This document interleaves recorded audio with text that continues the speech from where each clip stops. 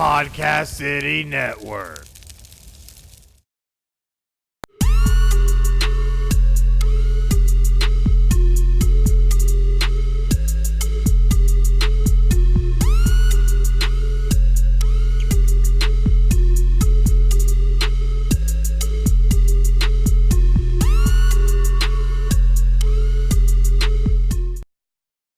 Hey guys, this is Chris, and we are back for another live episode of Final Score here on Facebook Live. And there's so much to talk about. It's been such an insane week in sports. Yeah, we've hit a little bit of a... You're looking a little cold over there. A little bit. It's we had a little cold snap down here in the Sunshine State, reaching down into the 50s. Oh my goodness. Hey, it's okay. I'm still wearing flip-flops. It's okay. What you can't see is we're wearing shorts under the table here. Yeah, so. Right.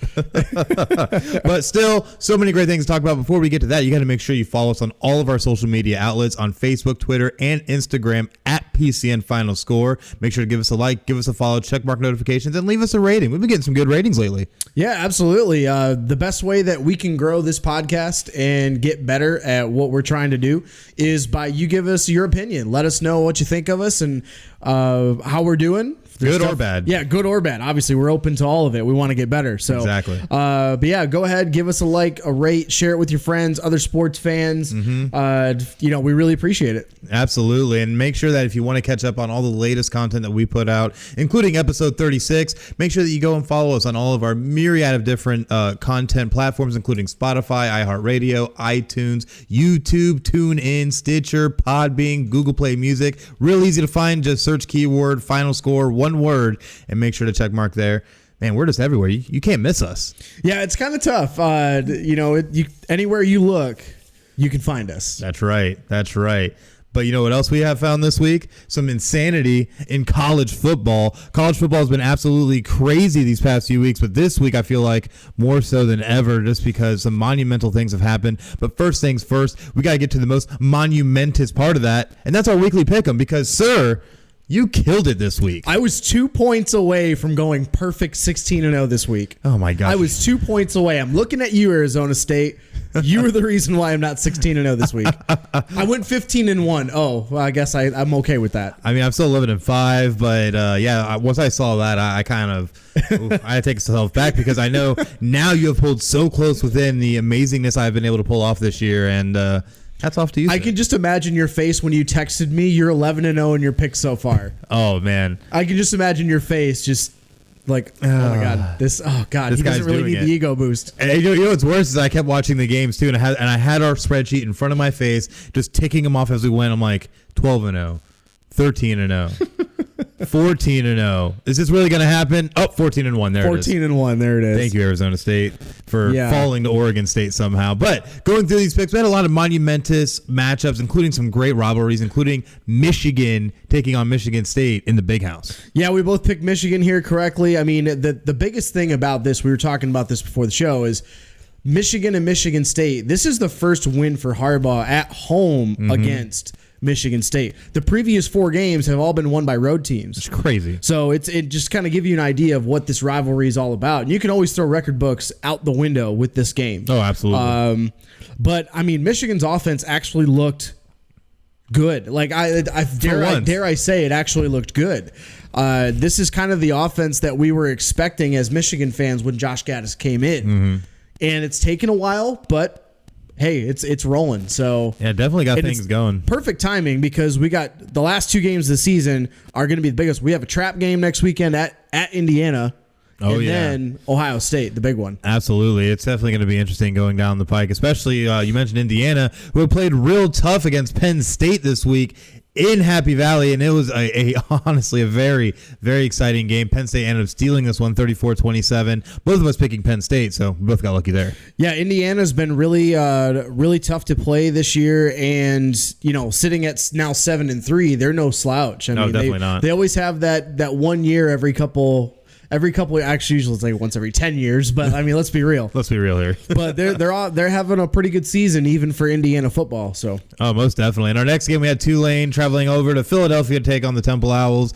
This one ended up being a close one, only an 8-point win for Temple, 29-21. You had Temple. I took Tulane. I took them super last minute because I almost forgot to make this pick. Almost forgot, yeah. I almost forgot, but whatever. This is what you get for picking late. We've seen what Temple can do at home. Definitely. And especially against teams like UCF. I think earlier this year, they had a couple other big American athletic games. Well, even over the past few years, taking on, say, like Notre Dame at home, they've always played tough. Temple is a team that can actually challenge teams. You can't just think because they're not in a Power 5 conference that they're going to be a pushover. They play a tough physical brand of football, like even more so than what the sport is. Exactly. And you gotta account for that. What happens when you're from Philadelphia? There's some hard-nosed people up there, man. That's I've lived right. up there. It's rough. It can be rough up there. Definitely can be. But looking at our next game, we had number 11 Florida traveling over to Missouri to take on Missouri. It was. I thought that maybe this game could be interesting, especially given Kelly Bryant, the Clemson transfer quarterback and everything. But he's really fallen on his face this year and fell on his face yet again as Florida took this one 23-6. And honestly, it was not even close. Should have been a wider margin, one for a few miscues. But Florida keeps on rolling. Props to Florida. I mean, this is a game going to Missouri. Missouri's not like a traditional SEC school, so you got to travel, and it's a lot colder up there. That's right. Being a road game like this late in the season, potential trap game, because I mean they've got the Florida State game coming up, I believe, correct? They do. So I mean that's a game that they always circle on the calendar every year. So this could have been a trap game. Props to Florida, handled their business. You talked about Kelly Bryant and how he's been struggling. Yeah. You can't let somebody like that beat you, especially when you're in a position like Florida to be a top 10 team. Definitely, and they will go on to take on FSU next week, so it's definitely going to be interesting.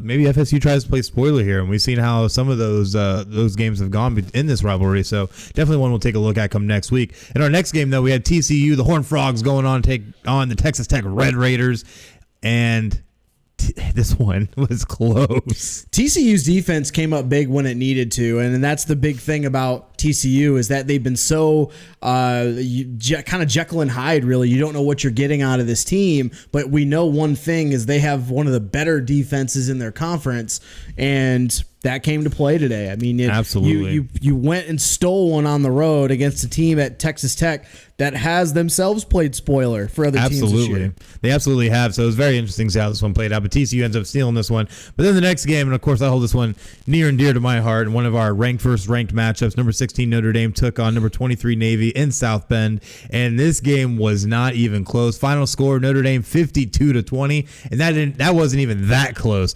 Notre Dame looked surgical on offense with a great passing attack. Rushing attack wasn't always there, and they were trying to find something, but it didn't matter. That passing attack was so great to the point to where they were leading by 35 at halftime, which is the largest deficit Navy has ever had going into a halftime. So hats off to the Irish. And this is one of those games that you just, again, throw records out the window because we've seen what Navy's done, played spoiler in years past.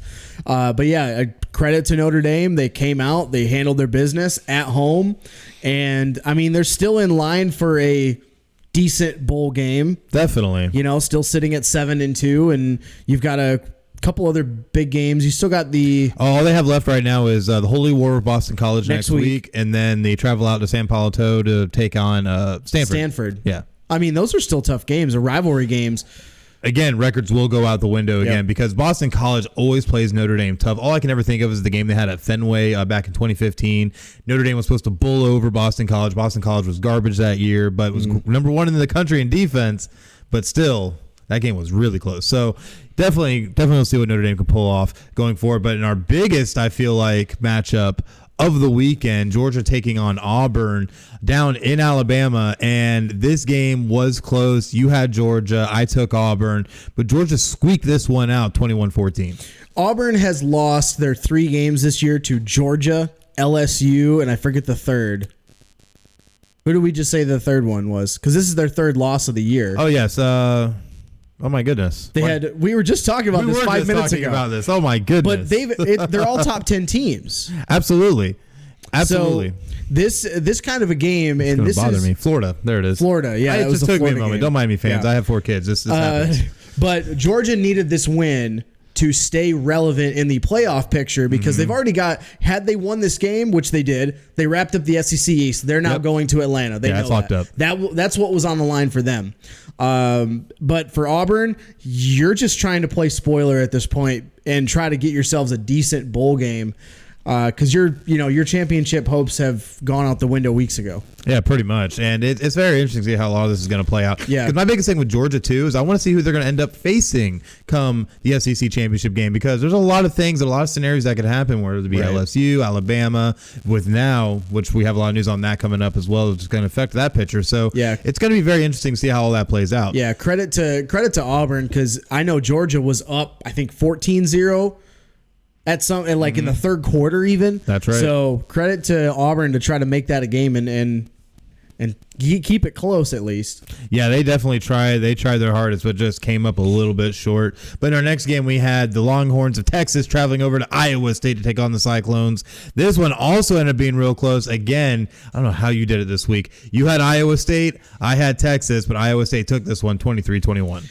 Iowa State is a tough team at home. They're a lot better than their 5-4 record, now 6-4. They've lost a couple of really close games because that close game early in the year to Iowa. That's true. On their own mistake, really. And really on their own mistakes is right.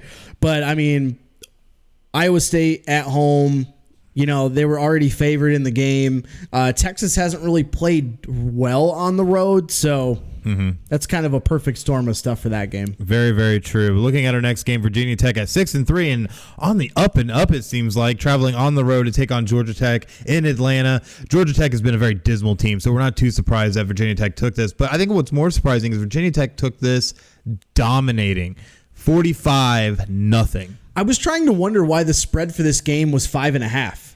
It didn't make sense because Georgia Tech, this is the first year in I can't remember how many years that they're not running the option anymore. No, they're not. They ran it for like 15, 20 years. Yeah, they've been transitioning to a brand new offense under a brand new coaching staff. So there's going to be some bumps in the road, and that's what Georgia Tech is expecting this year. Absolutely. But I was surprised this game was 5.5. I was like, is this a game, maybe a trap game for Virginia Tech? I'm not really sure why this is, but Virginia Tech handled their business. They're still playing for respect. They definitely are, and are at this point now they're going to try and play for the best bowl they can get into, and who knows, might even play a little bit of spoilers, so we'll see how that works out.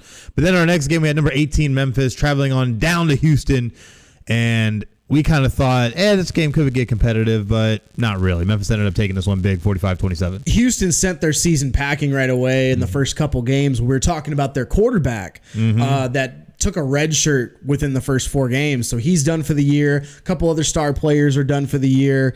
It's about what you expected. Memphis needs to keep pace in the American Athletic to try to win that conference and try to be the highest ranked team to get a New Year's Six game. Yeah, they're definitely going to try their hardest, and we'll definitely see how it works out, but they still have a lot of stiff competition in that conference, especially from teams like Navy and SMU, so we'll see how a lot of that ends up shaking out. And Cincinnati. You can't forget Cincinnati, who've been a little quiet sleeper. Yeah, they're the highest ranked team right now in the American. And it's pretty crazy to see how that's going to work out. In our next game, though, we had unbeaten, rowing the boat as hard as they can, the Minnesota Golden Gophers traveling over to Iowa to take on the Hawkeyes, who are always really tough at home.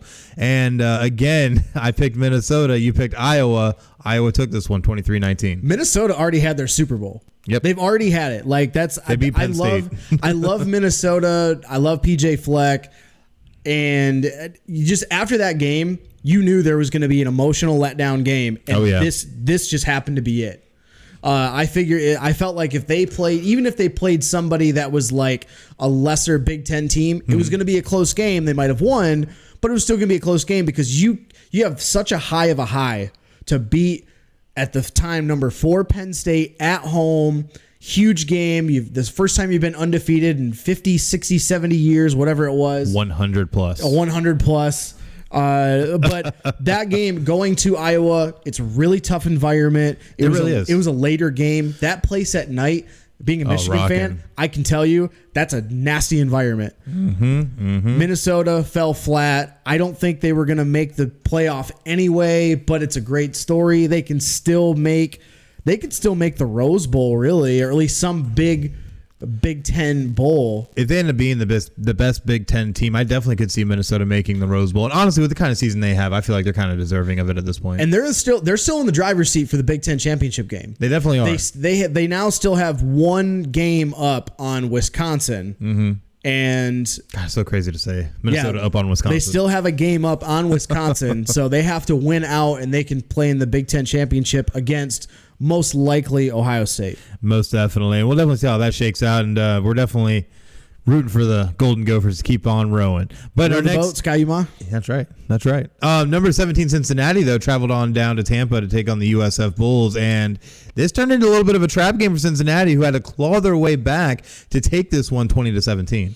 Cincinnati, just like with Memphis, they need to keep rolling, keep that rig rolling, so they can get in the conversation for the Group of 5 team for the New Year's Six Bowl. Mm-hmm. And, every game from here on out, if you are a ranked team in a mid-major conference, every game is a must-win game. Absolutely. I mean, every game in college football is a must-win game anyway. That's how they set it up. But yeah, it's kind of how it's set up. But yeah, every game, if you're Cincinnati, what a job Luke Fickle's done with that program. Oh, absolutely. He's done such an amazing job to get them into the position where they're at now at 9-1 and ranked in the top 25. It's a great turnaround because honestly, Cincinnati hasn't been this relevant, dare I say, since the Brian Kelly days of Cincinnati before he bolted to Notre Dame. Sounds about right. Most definitely. But in our next game, and this one was a very exciting matchup, and I'm going to have so many different references for this game. It's going to be so much fun. But number 10, Oklahoma, traveled on down to Texas to take on the Baylor Bears, who are still undefeated going into this game.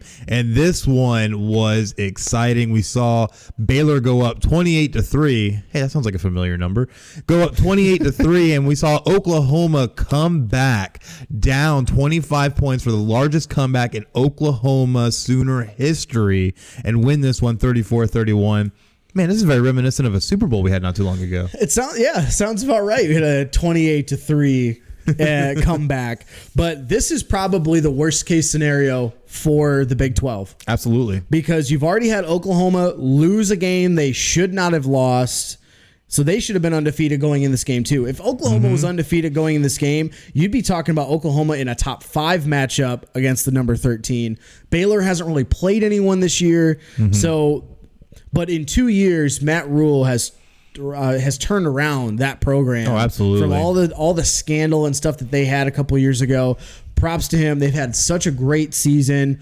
Season's basically, it's not over, but I mean, it's pretty much over. Yeah, you kind of just cannibalized the Big 12 to where they're probably not getting an invite this year to the playoff. Absolutely not. So we'll definitely see how a lot of this is going to shake out. Baylor just playing for respect and for a Big 12 title at this point. These two teams are still going to probably play each other for the Big 12 championship. Yep. Again, because that's a great rematch too. They felt so out of it, the Big 12. Mm-hmm. We've only got 10 teams. Well, technically, you can't have a conference championship unless there's 12. Oh, yeah? Watch this. And they did it anyway. And then they cannibalize themselves anyway every single year. It doesn't really make sense, but hey, Big 12.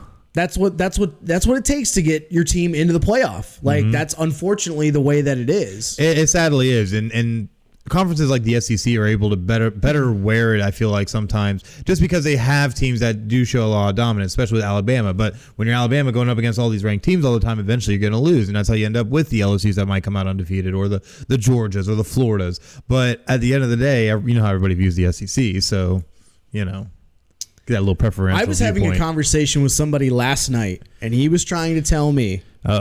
He was trying to tell me that if LSU would have lost at Bama, he would have guaranteed LSU makes the playoff. And I go, how?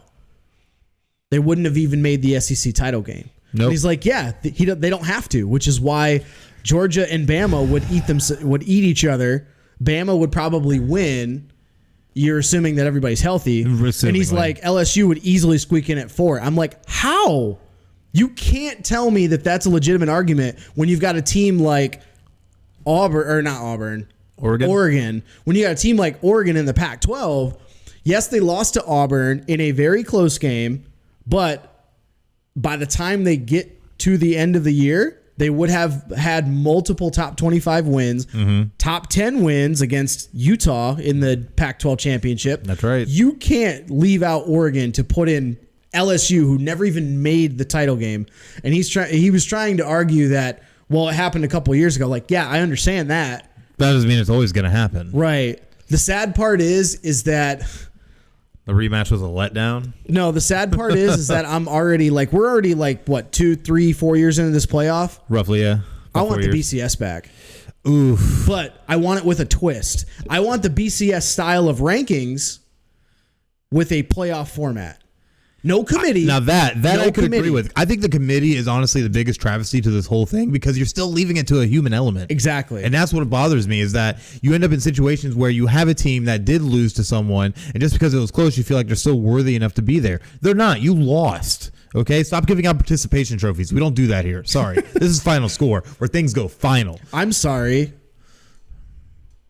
They do that now. The kids, the Gen Zs do that. I don't care. You know why? Because at the end of the day, college football on the D1 level was the only sport in the world without a playoff. We finally get a playoff, and they still find a way to screw it up. It's the NCAA. Of course it is. Well, who knows? The next few years, they might be gone anyway. So, I mean, one can only hope. One can only hope. But looking at our next game now that we've gotten a little off track, Louisville traveled on down to North Carolina to take on NC State in a matchup of teams that are kind of just muddling around middle of the road. Louisville ended up taking this one, though, 34-20. Good thing we both picked Louisville. Yeah, Louisville on the road.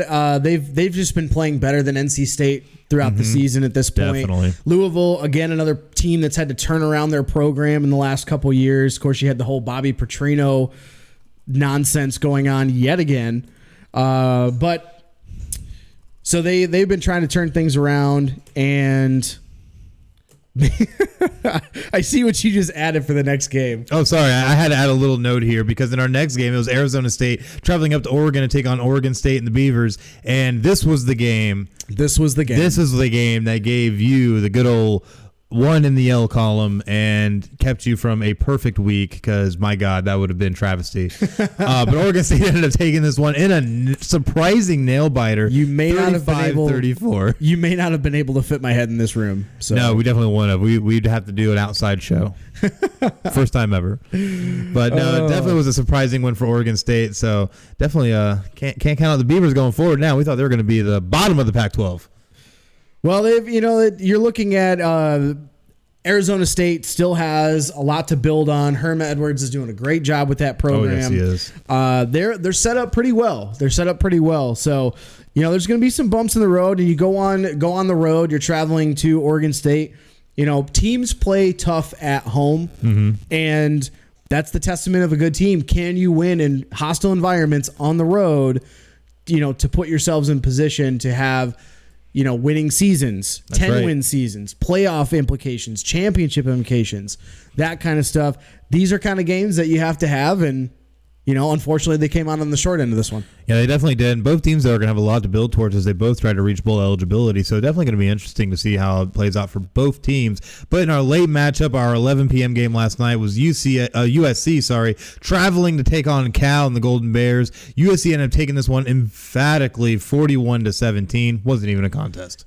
Cal's had a pretty good defense throughout the whole majority of the years. This is a bit surprising that USC was able to go into Berkeley and just do what they did to the Cal Bears. So absolutely, USC quietly having a decent year. Again. Yeah. Until Urban Meyer comes in the offseason. Oh my gosh, that's not going to happen. I'm sorry. I'm telling you, it's going to happen. It's not going to happen. It's going to. I'm not going to wear that USC Trojan horrificness. I'm telling you, I'm going to buy you a Trojan, like a USC Trojan costume, and then you can wear it on air when you lose this bet. If I can wear a mask of Will Ferrell while I do it. He went to USC. Sure, yeah, go ahead. Oh my gosh, you killed me. I think it'd be great television. Either way, though, looking at our records for the week in our weekly pick 'em, I went 11-5, pushing my record overall in the season to 132-67 for a 66% success rate. You, sir, though, have really closed the gap after going 15-1. You're now 130-69, 65% success rate. Man, that's out of 199 games. We've been doing good this year. Yeah, 199 games. We have just about hit our 200th game. If I could stay at this loss number the rest of the year, that'd be great.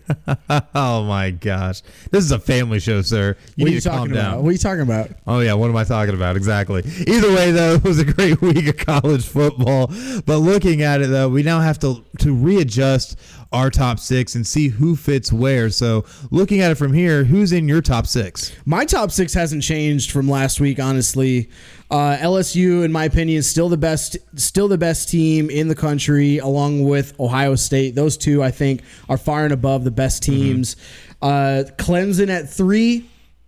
They surprisingly, like, Wake Forest had such a good year coming in. It would have been much more impressive for the committee if Wake Forest had not lost last week and they're still ranked. Oh yeah. And then play Clemson and get destroyed. Yeah, 52-3 was the final in that one. Yeah, so Clemson's playing a lot better since that North Carolina game, so they're starting to look a little bit more comfortable week after week after week. So that top 3, that still has not changed. I still have Bama at 4, but assuming that the rest of the season plays out the way it does, there's no reasonable doubt that I could keep Bama in the top 4 because they're not making the champion. They're not making the SEC title game. If they do, that's a much different story. But I've got Bama at 4, and then just on the outside, I had last week Oregon and Utah tied at 5. Just Oregon, because the winner of Oregon-Utah in the Pac-12 championship game, in my opinion, should get the 4th spot of the playoff. Most and then definitely. 6, I got Georgia because they're still. Yeah, they had that bad loss against South Carolina, but they're still in the SEC championship game as of now. They clinched yesterday, so they're rounding up my top 6. For my top 6, though, I have to agree. I have LSU number 1. LSU has proven it time and again this season that they just cannot be stopped. They have beaten 4 top 10 teams this year, which is unprecedented, and some of it was not even that close. And then looking at really the rest of their schedule, all they have left is Arkansas, Texas A&M, and then the SEC championship game. So realistically, LSU is just going to roll undefeated all the way to the playoff at number 1. Number 2, I have Ohio State, who has been showing that they are the class of the Big Ten behind the great arm of Justin Fields in that very vaunted defense as well. Even though they're going to be without Chase Young for a little bit, which we have news on that, but we'll touch on in a little bit. This team is still a very complete and dominant team. Even if they are playing the Rutgers of the world, they still dominate no matter who they play. So Ohio State solidified at 2. Clemson at number 3 has been really showing themselves that they can do it. They really can do it. Now they're showing everyone else that too, ever since they had that very narrow victory over North Carolina in Chapel Hill. Now they've been able to come out and show why this team went 15-0 last year and won the national championship. At number 4, I have Oregon. And the reason I have Oregon here is because Alabama, in my opinion, especially given some news that we will also break here in a little bit, they cannot make the Final Four at this point. I honestly don't even have them beating Auburn here in a couple of weeks. So Auburn, as you also said, was not going to be making the SEC title game. So Alabama is out the window at this point, and you need to clear the way for someone like Oregon, who really the only test they're going to have left is going to be Utah in the Pac-12 championship. As long as Oregon takes care of business, Oregon's going to be solidified here at 4. And as I mentioned, Alabama at 5. Going to be the first one outside looking in. Still a really good team, but now we're going to have some issues and some trials and tribulations they're going to have to work through now moving forward. And then at number 6, Georgia. You have to solidify them here. I had them tied last week with Utah, but now that Georgia got that big win against Auburn on the road, I think now it kind of solidifies them more here at number 6. And with Bama being without Tua now, Tua Tagovailoa, he's out. Like, probably, I think he's done for his career with that kind of an injury. I mean, that's an injury that took down Bo Jackson. Oh yeah. I mean, I don't think it's gonna fare well for him. Yeah, which we'll have a little bit more on that here in a little bit. But before we get to that, we have our game ball top performers of the week. Who do you got? I'm starting with the LSU passing attack. I mean, Joe Burrow, who I've been clamoring to be the Heisman winner all season, ever since that game against Texas. He had a monster game. He threw for a career high 489 passing yards, 5 touchdowns, and threw a school record 17 straight completions to get a huge road win at Ole Miss, 58-37. And of course, who was he throwing to? Wide receivers Jamar Chase and Justin Jefferson. Jamar Chase had 8 catches, 227 and 3 scores. Justin Jefferson, 9 catches, 112 for 2 scores. Huge game for that, like, now vaunted passing offense. Most definitely. Definitely was a great game for him. So we'll definitely see how a lot of it's going to play through. Definitely was great. But for me, for number one is the Notre Dame passing attack, who beat Navy 52-20. Ian Book, 14 of 20, 284 yards and 5 touchdowns. And wide receiver Chase Claypool, 7 receptions, 117 yards and 4 touchdowns, tying a program record. My next, I'm going with quarterback Shea Patterson from my Michigan Wolverines. They dismantled the Michigan State Spartans 44-10 at home. First home win in that rivalry for Jim Harbaugh. And Patterson went 384 yards and 4 scores in that game. And I'm just going to roll right in with my next one. We got quarterback Jalen Hurts from Oklahoma. The number 10 Sooners travel on the road to Waco, Texas, number 13 Baylor. They come from behind that 28-3 victory, or behind you were talking about. They win 34-31. Jalen Hurts looking like a Heisman contender. 297 yards, 4 touchdowns, and ran for 114 yards on 27 carries. This game was the largest comeback in program history that you had mentioned during our weekly pick'em. Absolutely. He played out of his mind. So for my number 2, though, I had wide receiver I'm way on the wrong part. Running back Jonathan Taylor. Let me get caught up with myself here. As Wisconsin beat Nebraska 37-21, 25 rushes, 204 yards, and 2 touchdowns. Big important note here, he broke Herschel Walker's record for most rushing yards through a player's junior season and now has 5,598 career rushing yards. Huge mark. And then for my number 3, quarterback Caleb Baker. Do you know who that is? It's okay. Not a lot of people do. He's a quarterback for Troy. You know, Troy's been playing some decent football over the past so many years. Beat Texas State 63-27. Sun Belt Conference, I believe. Sun Belt, sir. Yes, It is. He went 30 of 43 for 363 yards, 6 passing touchdowns, which also sets a program record. Jumping into some other news, we already talked about Chase Young and his suspension for supposedly taking a loan, and there was no news about why, and then it came out that his girlfriend wanted to go to the Rose Bowl, so he took a loan to fly her out, but then paid the loan back and all this kind of stuff. So he was suspended for 4 games, and the NCAA decided to reduce it to 2 because Ohio State self-reported themselves.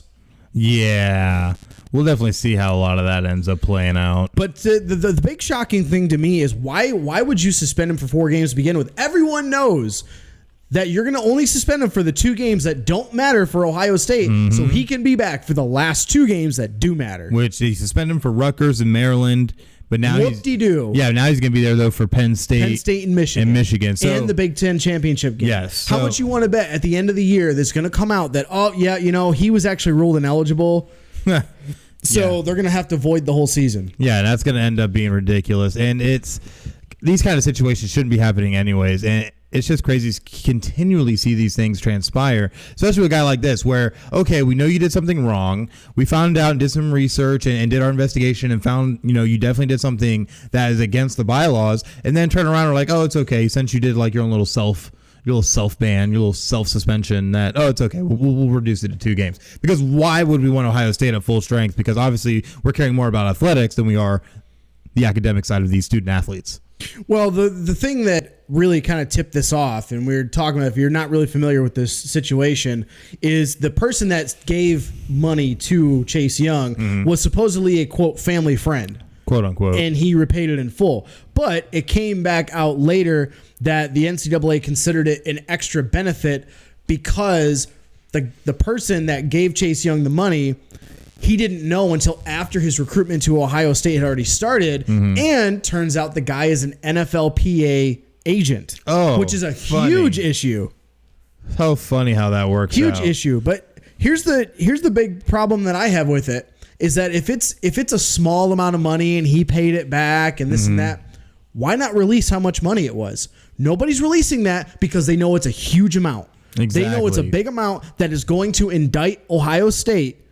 And they don't want to have that until after the season, until he goes to the NFL. Exactly. Then it'll get released and find out that, oh man, he really shouldn't have been playing the whole year based on NCAA rules. And it's totally ridiculous how this is actually being handled rather than getting to the nitty gritty of it. And I feel that this is again, a systemic issue in sports as a whole, where it's like, oh, well, we have these important games coming up, so we got to make sure we can try and keep them available somehow and keep things under wraps until we get past everything, and then it can all blow up in everybody's face anyways, because it's not going to matter if the games are played at that point. And that's what kills me about this, is that instead of doing the right thing, let's try and push to try and get our program in a selfish manner the success we want.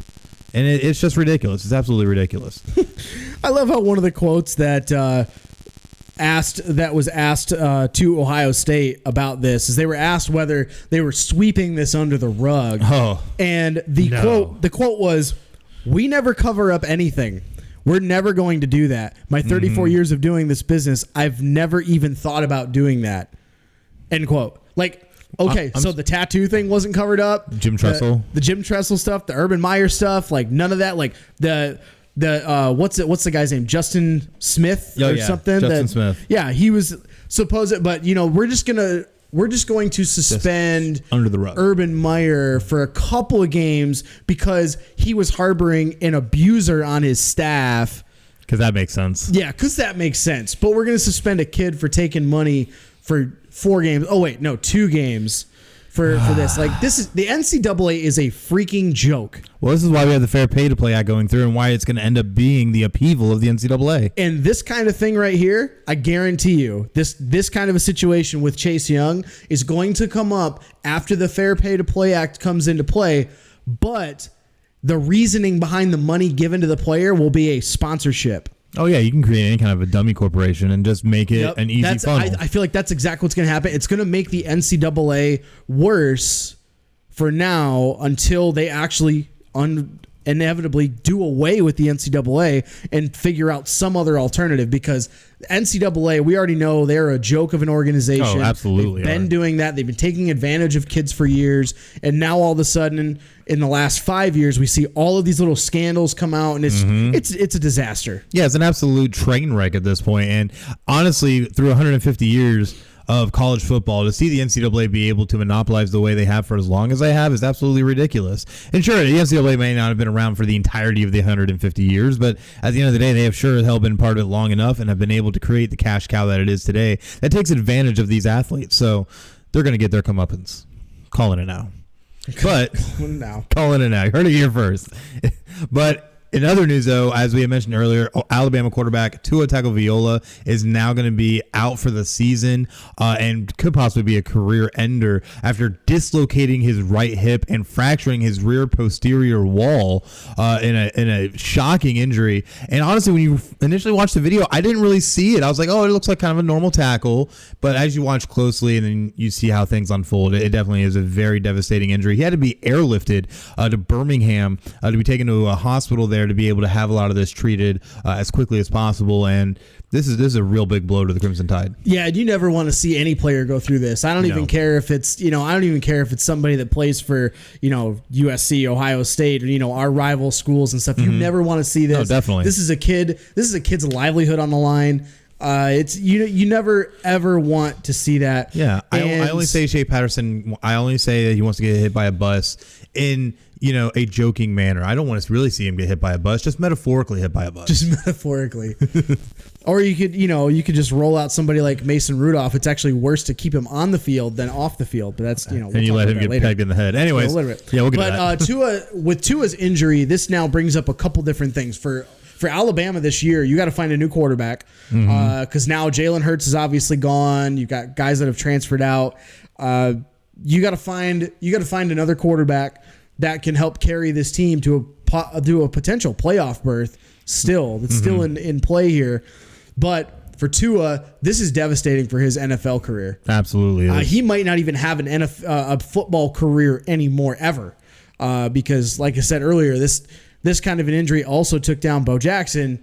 This is something that you really have to be seriously concerned with if you are Tua and his family and his representatives. Oh, most definitely. And it's something you definitely worry about. On the Alabama side of it, they do have some quarterbacks sitting behind, including Mac Jones, who did step in previously when Tua went down with his ankle injury, who hasn't played too bad. Honestly, on the season, he has 566 passing yards, 4 touchdowns, 1 pick. So the guy is manageable, and they do feel confident with him going forward. But don't forget, right behind Mac Jones, Tua has a little family there, and Tulio Tagovailoa, his brother, who's there also. I think he's a freshman, too. He is a freshman. So they do have two quarterbacks sitting back there that could make this happen. Alabama's always good at reloading. But like you said, from Tua's side in his camp, this greatly hurts his NFL chances because now you have this massive injury that not only derails you for this season, but could derail your career or at least maybe even just next season. Either way, it's going to be a lot of time in between if he even returns.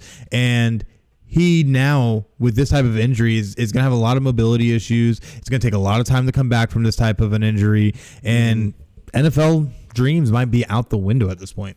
Well, thankfully for him, he's still a junior. He still has some eligibility left. So if he does decide to, try to come back like Mackenzie Milton for UCF, if he decides to try to come back, he still has another year of eligibility to play.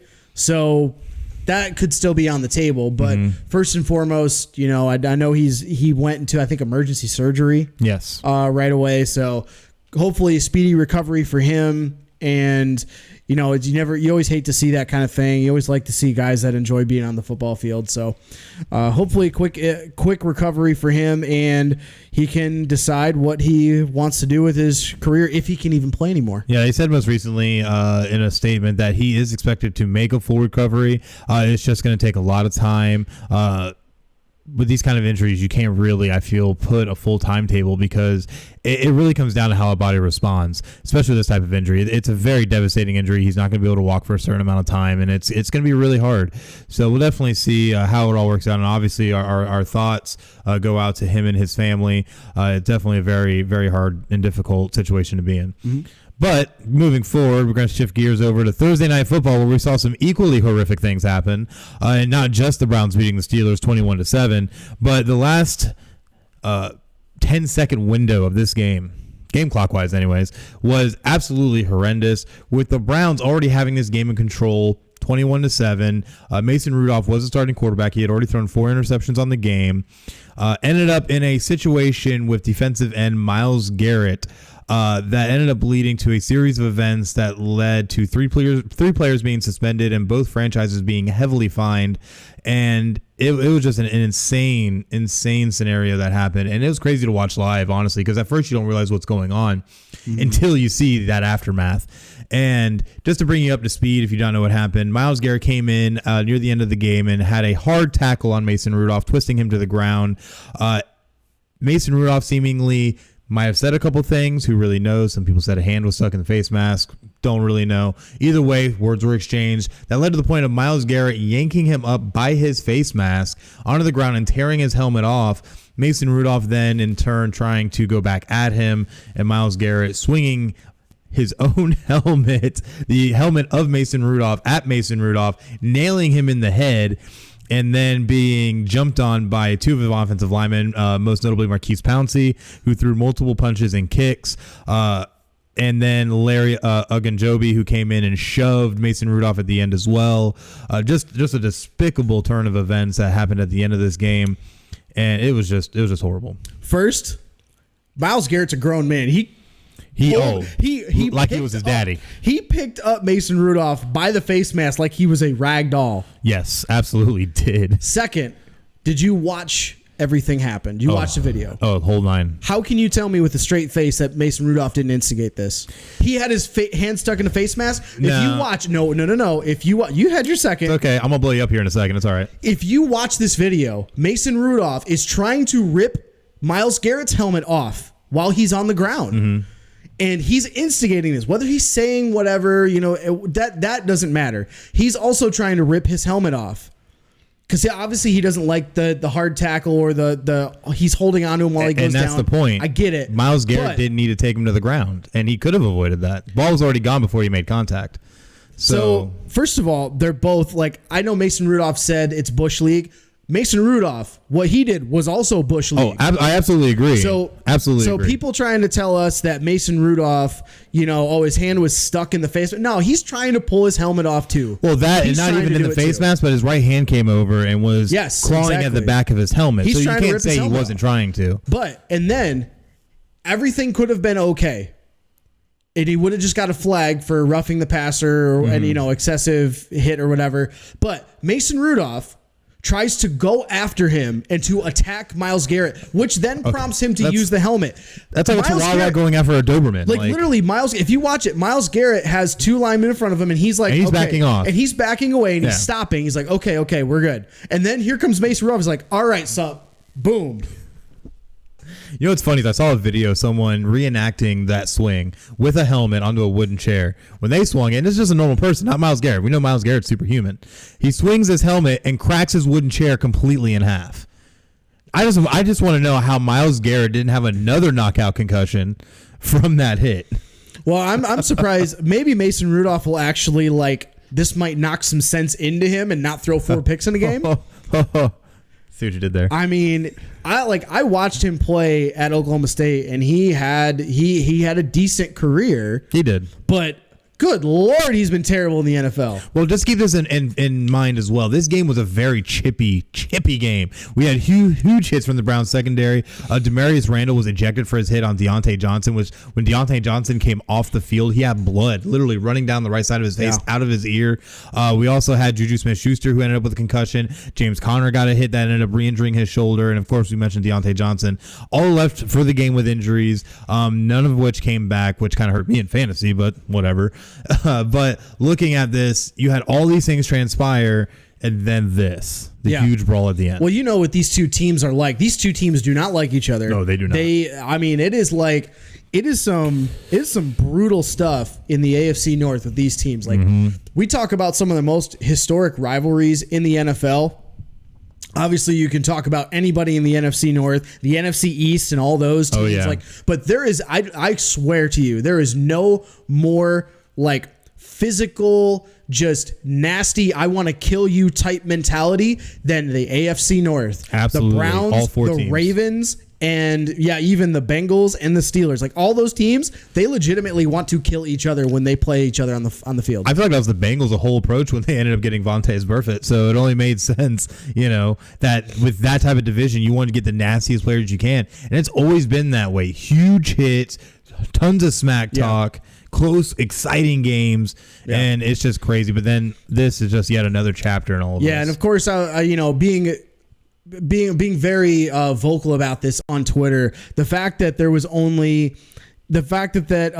Mason Rudolph was only not suspended, he was only fined. I guess only fined. He was only fined. If you want to send a message as the NFL for player safety, you have to send this message.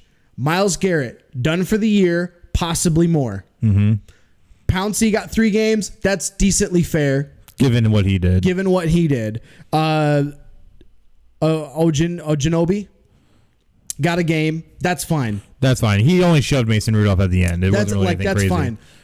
But Mason Rudolph needs to get suspended at least 1 game. At least one game and fined heavily. All these guys not only need to be suspended without pay, fined heavily. Yeah, a lot of them because if you want to maintain the image that you want as the NFL, that you're all about player safety, you can't let this slide. No, you definitely can. And when it comes to Ogunjobi, he was not fined at all. Only the 1 game suspension. Marquise Pouncey was fined. They did not release the figure as to how much. Probably a significant amount. I would suggest a significant amount, seeing how you're throwing punches and kicks.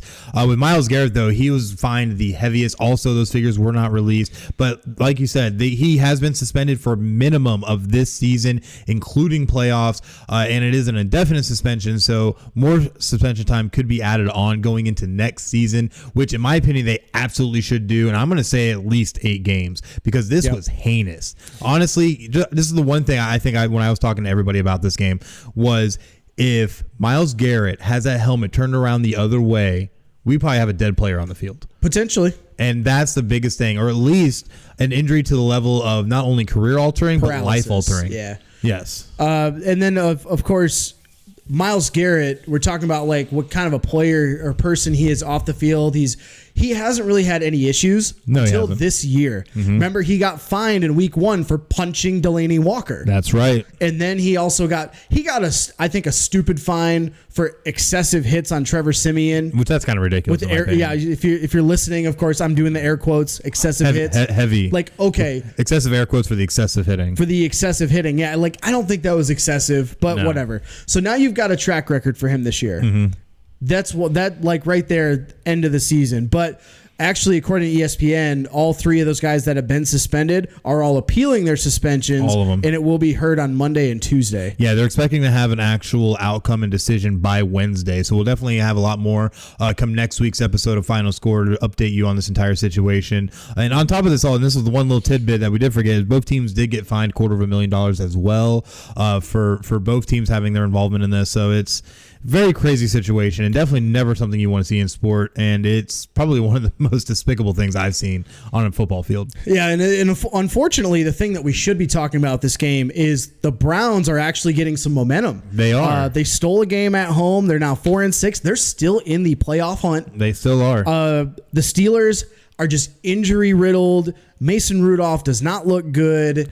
The defense is just decimated. Mm-hmm. And what's funny, the defense actually looked good going into this game, and then they get decimated by the Browns. Which is the reason why I picked them to win the game. Yeah. But, I mean, the Browns are playing a lot better. Baker Mayfield looked good in the first half. They looked good in the first couple drives, and then they kind of stalled. Right. But there was a lot of rumblings that could Freddie Kitchens have been fired if the Browns lost this game, because a lot of coaches for the Browns get fired after losing to the Steelers. This is true. So funny how that works out. It's a rivalry game. It's like with what was the game? Oh, when Willie Taggart got fired. It was after a rivalry game against Miami. That's true. You get fired after games like that. That's very true. But that's what we should be talking about. Is the fact that the Browns are actually looking like they're getting it going.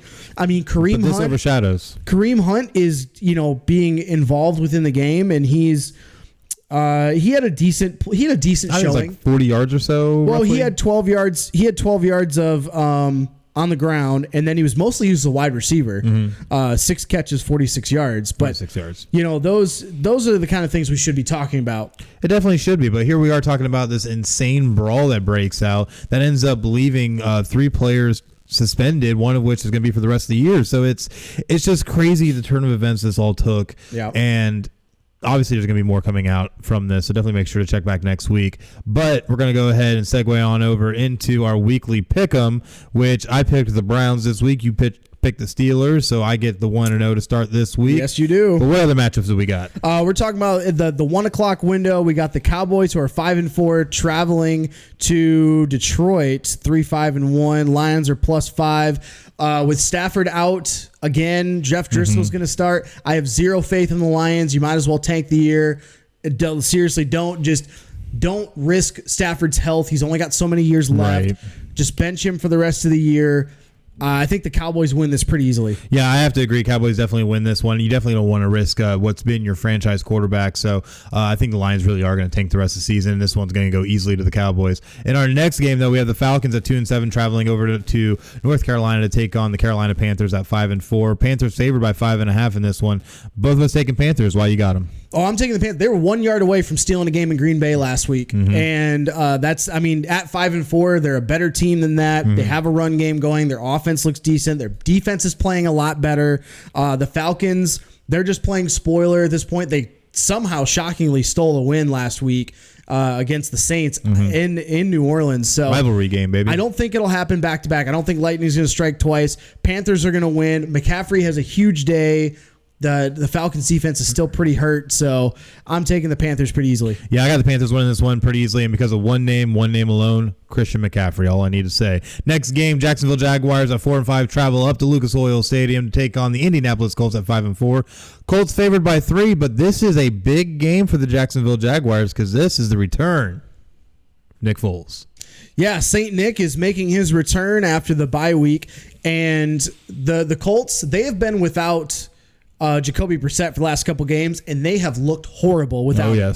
So I'm taking the Jaguars in this game. It is on the road in Indy, but with no Jacoby Brissett, that defense is still going to play in spite. Brissett is playing in this game. He is officially now playing. But he's still hobbled, and that's the thing. This announcement only came as of last night. Jacoby Brissett is going to play, but you're still without T.Y. Hilton. Okay. And Jacoby Brissett still dealing with injuries. I think, is making a return as well, if I'm not mistaken. Yes, he is. But I'm taking the Jags pass rush.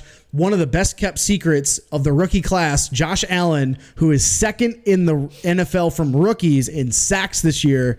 I'm taking the Jags pass rush to overwhelm the Colts offense, and I take the Jags in a close one. Yeah, I got the Jags winning this one close too. I don't think that 3 points, I think it could even be closer than that, but good old St. Nick's going to come back and show why the Jaguars spent all that money on him in the offseason and start getting back to form, and they're going to do it against that Colts defense. For his sake, he better play well, because if he doesn't play well, Gardner Minshew Mania. Yep, Minshew Mania, that roar is going to get a little bit louder. Oh, most definitely will. And in our next game, we have the Buffalo Bills traveling on down to Miami and Hard Rock Stadium to take on the Miami Dolphins. We can't call them the Miami Tanks anymore. They've won 2 straight. Definitely going to be an interesting matchup. I got the Bills in this one. Who do you got? I'm taking the Bills too, but hey, just throwing this out here.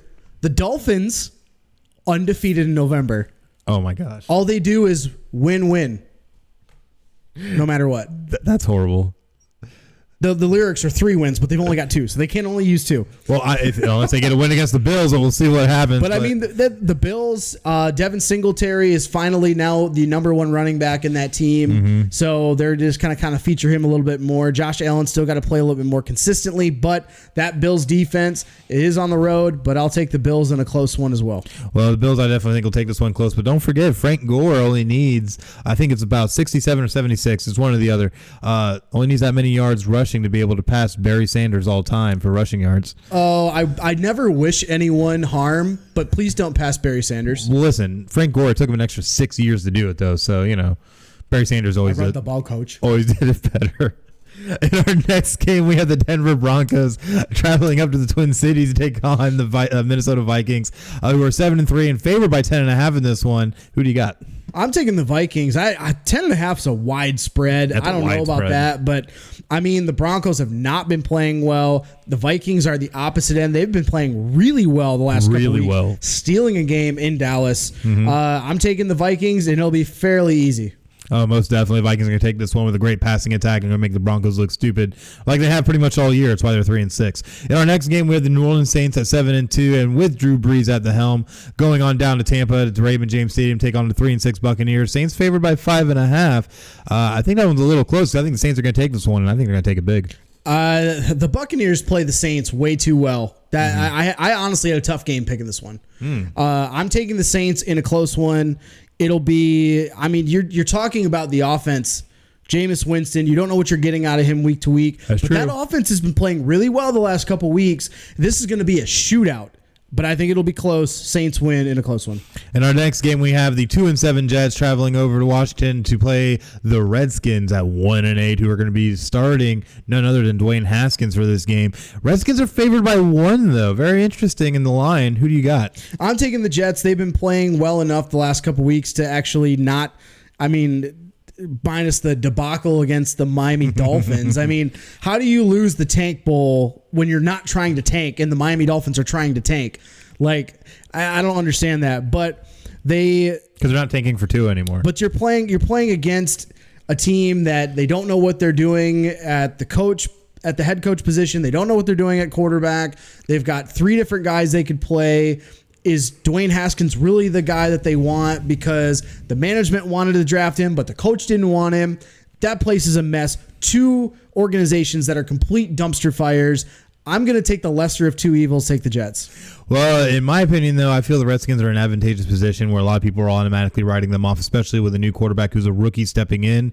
I think this could end up being a very nice launching pad for Dwayne Haskins, and I think he could step in and actually play decent. They do have some nice receiving help, honestly, with Terry McLaurin and others that are sitting over there. So there's a lot that could happen with this, and I feel that if they can get just a little bit of rhythm, just a little bit of consistency in that offense, they actually could score some points. And I think the Redskins are going to take this one in an upset, even though a lot of people, they are favored by 1, but this will be an upset if they won this. I got the Redskins winning. The last game in the 1 o'clock window, we got the Texans at 6-3, traveling to Baltimore at 7-2. Ravens are favored by 4. Who are you taking? I got the Ravens in this one. The Ravens have been playing extremely inspired football, especially after getting that huge win against the New England Patriots, who were one of the biggest teams left as the undefeateds.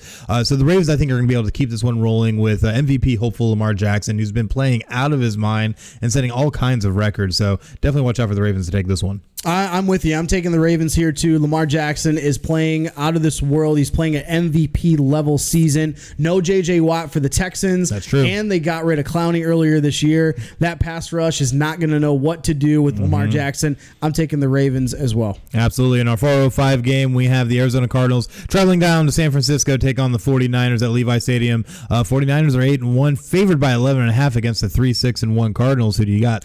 I'm taking the 49ers, and it'll be a fun game to watch just because of how that offense for the Arizona Cardinals has been playing the last couple weeks. Definitely. But the 49ers are coming off of a heartbreaking overtime loss to Seattle. And I just don't see them losing 2 straight, especially this one at home. Yeah, I have to agree. I also have the 49ers because the 49ers have also been playing inspired football, even though they've been keeping it close lately with some teams, obviously also having that loss against Seattle. But I think that's going to be a lot more inspiration than anything to make sure that they don't trip up against the Cardinals. The 49ers are going to take this one emphatically. For our 425 game, though, we have the Cincinnati Bengals, winless on the season, traveling down to Oakland to take on the 5-4 Raiders, who are favored by 10.5. Who do you got in this one? The Raiders. So this spread's 10.5, and it is a very wide spread. But I mean, we're talking about the Bengals here. Yeah, with no Andy Dalton. And the Oakland Raiders have been playing really well at home. Obviously, they had that big Thursday night win a couple weeks ago. And I'm taking the Raiders here. I don't think they're gonna have any trouble. Josh Jacobs, he could be rookie of the year right now for easily on offense. So I'm taking the Raiders here to win pretty easily. Yeah, I also have the Raiders taking this one. The Bengals have been absolutely lost, especially now without Andy Dalton and still AJ Green dealing with injury, and has been seemingly shut down. So at this point, there's nothing that can save the Bengals, and I would say they're hashtag tanking for Tua, but that's not going to happen now. So hashtag tanking for Burrow is what the Bengals are trying to get going now. But the Bengals are not going to stand a chance against Josh Jacobs or Derek Carr, and I think the Raiders are going to run it all over them, get a few nice passes in, and take this one, and I think they'll cover as well. Okay, cover the 10.5. I think they'll cover the 10.5. I think they'll get 14. Win by 14. There you go. We got our last 4 o'clock window game. We got the 8-1 Patriots traveling to your Philadelphia Eagles at 5-4. That's right. Eagles are plus 3.5. I'm pretty sure I know who you're picking, but who are you going to take? Oh, I'm going to take the Philadelphia Eagles. Shocker. Big shocker, because at the end of the day, the Eagles are playing inspired football these past 2 weeks, still without Deshaun Jackson and going to be without Alshon Jeffrey and without Jordan Howard. However, hold on, calm down. Okay. However, we got a secret weapon. Can't wait to hear this. Oh, we got a secret weapon. It's going to sound so fanatical, but it's okay. We got a secret weapon that we just signed this week in Jay Ajayi, who's going to be rejoining the team after leaving the team last year, especially after his ACL tear. But I think he could be a difference maker and be a nice offset to Miles Sanders, who's going to be the player of the game and is going to run all over that defense because they honestly have not met a running back outside of the dual threat known as Lamar Jackson that's been able to run on them. So I think Miles Sanders is going to be the guy to do it, and I think they take this one. Definitely going to be a very close game, and Carson Wentz is going to start getting back into form with these other receivers. How many weeks in a row are you going to start saying that? Well, Carson Wentz is going to start getting it back together. Hey, he did get it back together last week, okay? No, all right. The Patriots have the second best defense in the NFL, in my opinion. And you've got a team that's got so many injuries in your Eagles. And Carson Wentz, I'm sorry, not better than Dak Prescott right now. What does Dak have to do with it? They're still 5-4 just like us. Because those two are always compared. And those two are always compared. Carson Wentz, he's either unlucky or he's just injury prone. I'm going with injury prone. He's not being as consistent as he needs to be for that offense. He's got no weapons around him. Patriots have one of the better defenses in the NFL, and they like to control the clock as well. I'm taking the Patriots, and I think they cover. Oh, wow. It's only 3.5. It's not going to be hard to cover. No, it's not going to be hard to cover either way. But the thing I see with Carson Wentz, he threw for 66% last week when 239 had a touchdown, looked good against a very good Chicago defense. And let's not forget that as a team, they rushed for 150 yards. So I feel like they can still put up the same kind of production against the Patriots, who honestly, defensively, been great most of the season until these past couple of weeks where they started to falter a little, especially against the Ravens. Well, you're talking about the Ravens here. Yeah, I know. I know Ravens Carson are a little Wentz bit different. Ain't Lamar Jackson. No, he's not. But I feel we still have a better rushing game from our running backs. Miles Sanders is not Mark Ingram II. No, he's not. He's Miles Sanders. That's right. Mark Ingram's way Miles better. Sanders backed up the best running back in the league right now in Saquon Barkley. Yeah, but Miles Sanders, you're comparing those two, Ravens and Eagles. No. Ravens are still like right here over the Eagles, but Miles Sanders is like down here, And you're talking about Mark Ingram's way up here, man. Yeah, Mark Ingram's also been in the league for how long? And Miles Sanders in his rookie year? Come on now. I mean, you're trying to make the argument that the Eagles have a good rushing attack compared to the Ravens. I'm not trying to make that. I'm saying they have one that's good enough to be able to compete against the Patriots. I'm using your words, friend. That's all. I'm just using your words. I'm just saying the Ravens showed if you have a good rushing attack that you can move the ball against the Patriots, and I think that will happen in this game. There's nothing to balance it out. So, I don't Well, now that Zach Ertz is finally getting going, I think that there'll be enough of a relief valve to be able to get Carson Wentz going. Just watch. That's why the games are played. We'll see. Are you guys watching this guy? We'll see at 4:25 today. Just wait. Yikes. Sir. In our next game, in our 8:20 Sunday night game, we have the Chicago Bears traveling out to LA to take on the Rams. Both teams are kind of middle of the road right now. Rams are favored by 6.5, though. Who do you got? Taking the Rams because of 2 words. Mitchell Trubisky. Mitchell Trubisky is the best player on the opposing team. Right there. That's all you need to know. Oh, my God. Rams still need to find themselves now that 5-4. They're having a much more of a letdown year than probably was expected. Mm-hmm. This offense needs to be more consistent. But when you're playing somebody like the Bears, you're playing against Trubisky, who's not great. The Lions made him look like a freaking Pro Bowler again, even though he didn't deserve the Pro Bowl to begin with. But he comes back down to earth. Rams win this pretty easily. Yeah, I think the Rams win this and cover. I think the Rams are due for a good bounce back game and to show why they were the team that represented the NFC in the Super Bowl last year. And let's not forget either that the Rams still do have a pretty decent defense that, like you said, Mitchell Trubisky will be the MVP for being the worst player on the field today just because this defense is going to make him look silly. So definitely Rams are going to take that one and cover. And then our last game of the week, our Monday night game, 8:15 on ESPN. We're going to be having the Kansas City Chiefs travel on down to LA to take on the LA Chargers. LA Chargers 4-6, trying to play some inspired football, and Phil Rivers came and said that no matter what, he's going to play out through this year and worry about regrouping after the season. So it definitely could be an interesting matchup. Who do you got? This was a tough game for me to pick because we know the Chargers play so well within their own division, really. And we've seen what the Chiefs can do on offense with Pat Mahomes back. He looks great again. Definitely. But they still lost that game. Their defense still lets people in the game. So I feel like this is going to be a very close game. I'm taking the Chiefs reluctantly. I'm reluctantly taking the Chiefs, but I don't. Pat Mahomes is the only reason why I can see that. I'm going to take the Chiefs as well. The big thing I see here as well is that home field advantage has not really helped the Chargers in any way, shape, or form this season. They don't have a home anymore. And that's the point, is that there's nobody really that shows up. It's always like a 50-50 split with every team they play, it seems like. But like you said, the Chiefs defense kind of picks and chooses when they decide to show up. And with the Chargers, they still do have an offense. So I do kind of worry. The one that's going to end up winning this game for them would end up being Patrick Mahomes for the Chiefs. So we'll definitely see how it plays out. I don't think the Chiefs will cover, but I think they will win. So we'll definitely see how that plays out. But that's been our weekly pick 'em for this week. And next, we're going to jump into some NFL news. Yeah, really quick before we hit the break. We already talked about Jay Ajayi, met with the Eagles, signed. He's playing this weekend.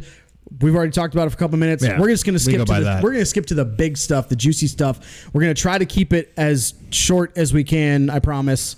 Maybe. But we've got Colin Kaepernick had his combine-style workout, was supposed to be scheduled at the Atlanta Falcons facility on Saturday afternoon.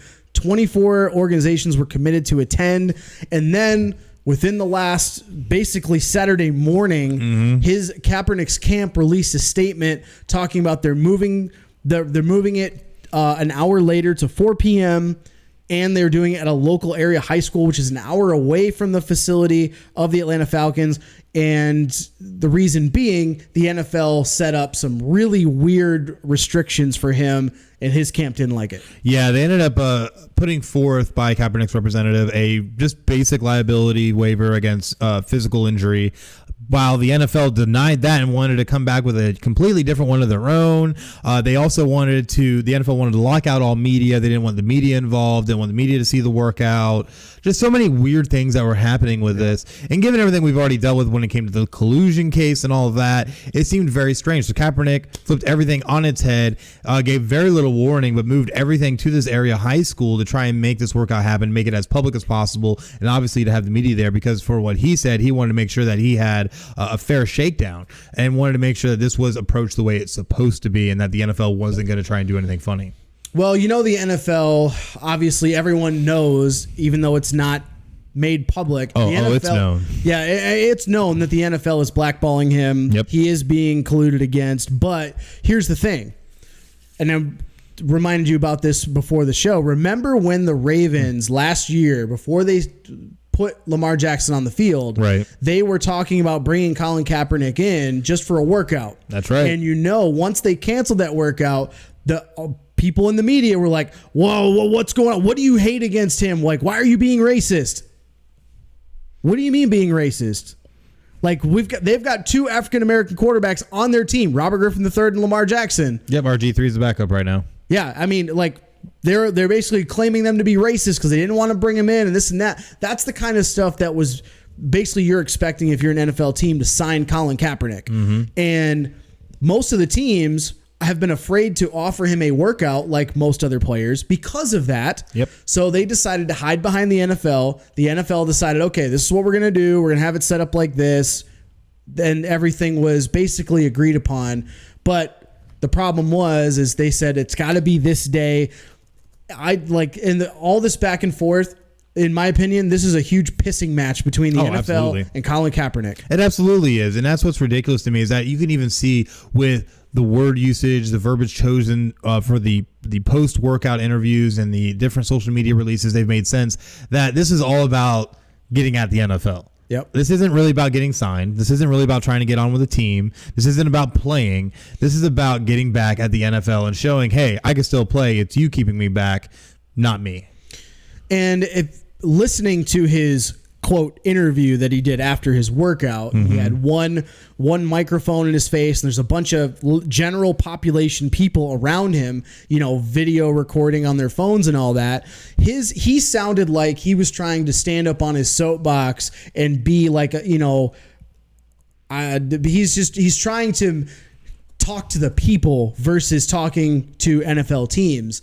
And I feel like he's using that he's trying to become a martyr, really. And it's unfortunate because the cause that he is really pushing for, or mm-hmm. has been pushing for, is a great cause. It's a just cause. It's absolutely a just something, cause. But I think he's now using it for the wrong reasons. Yes. Now he's trying to prove in the public eye that the NFL is colluding against him, which everyone knows they are. Oh yeah, absolutely. But now he's like, you know what? No, I'm going to do this and this and this, and he's making it more about, like you said, getting back at the NFL as a vendetta versus actually trying. I don't think he cares about playing football anymore. No, I really don't think he does either. And I think all of it's come down to is trying to get back at the NFL any way he possibly can. And that's what it seems like to me. It's just literally about getting at the NFL, getting under their skin, getting back at them for all the crap he had to go through with the collusion case and getting blackballed by all the owners. This is all about getting back at the NFL, every last bit of it. When you've got somebody like Stephen A. Smith posting on his Twitter about how Colin Kaepernick is using this now and not wanting to play football anymore. He's doing it as a publicity stunt. Mm-hmm. That's pretty bad because pretty bad. Stephen A. has been in his corner for years. Oh, for years. He's been in there for years. And we know how Stephen A. is about things too. Stephen A. is a very interesting character on himself, but he's going to be honest when it comes to this. Absolutely, he's going to be honest. And he's being honest about this also. Like, that is, I think it's exactly why, like, does he deserve to be on an NFL field? He's absolutely got the talent. You can't tell me that Mason Rudolph is better than him. No, he's definitely not. Definitely not. And I don't think you'd have Colin Kaepernick trying to pick a fight with Myles Garrett. Right. He's not that. Well, yeah, he's not that stupid, I don't think. But I don't think. But I mean, you can, like, yeah, talent-wise should be on the field, absolutely. But it's everything else around it. If you bring in Colin Kaepernick, it's always going to be about, well, why isn't he starting? You're racist. You're not going to start him.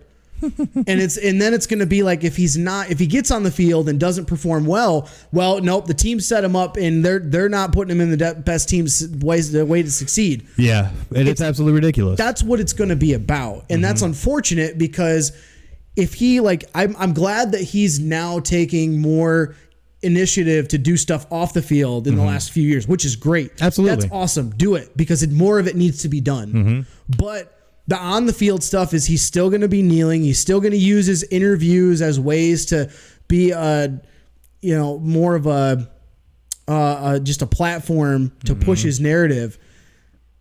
It's just, there's a time and a place to do it.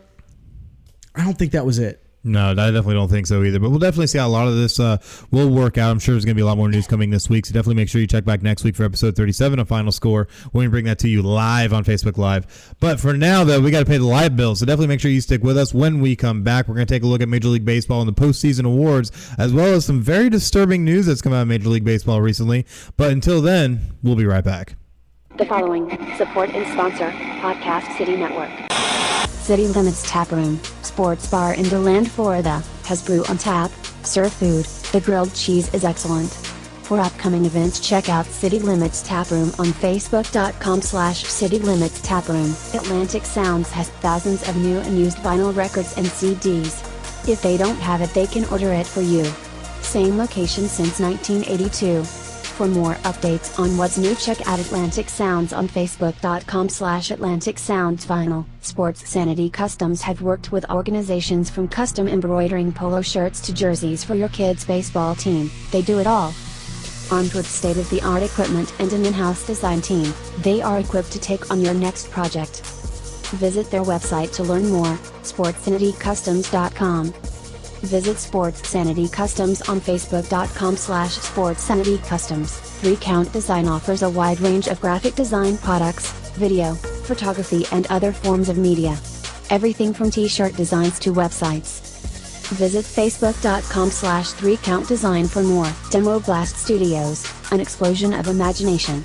Original artwork, podcasts, video, apparel and more. Visit demoblaststudios.com. Visit Demoblast Studios on Facebook.com/Demoblast Studios, the best family entertainment pro wrestling show in the state of Kentucky. Kentucky's Own Wrestling brings quality family vintage wrestling to a town near you. Kentucky's Own Wrestling offers a ladies division in wrestling and a training school. Kentucky's Own Wrestling is the current longest running Southern promotion. Visit Facebook.com/Somerset Kentucky's Own Wrestling. All supporters and sponsors are brought to you by Podcast City Network.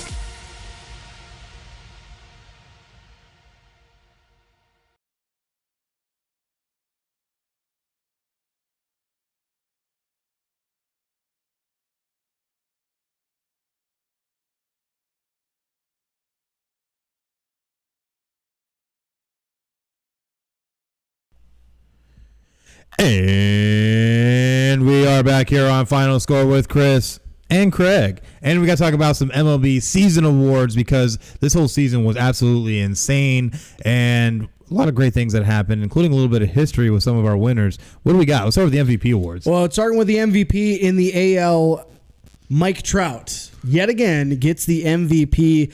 This is now his third MVP in a row. And not in a row.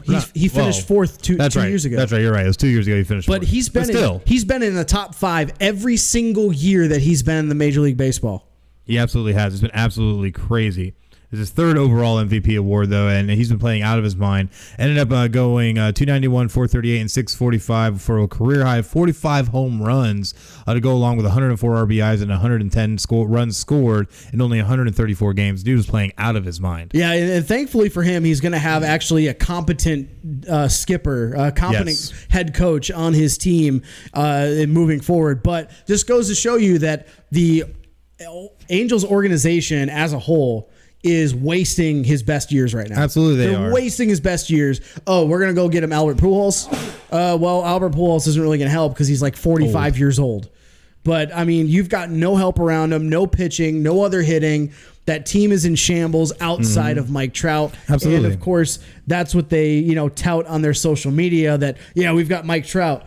Cool, you haven't made the playoffs with him yet. So yeah, exactly. Get your ish together. But honestly, then getting John Madden, him coming over, I think this is now going to be a team that's really going to try and use Mike Trout. Honestly, dare I say, Mike Trout MVP next year too?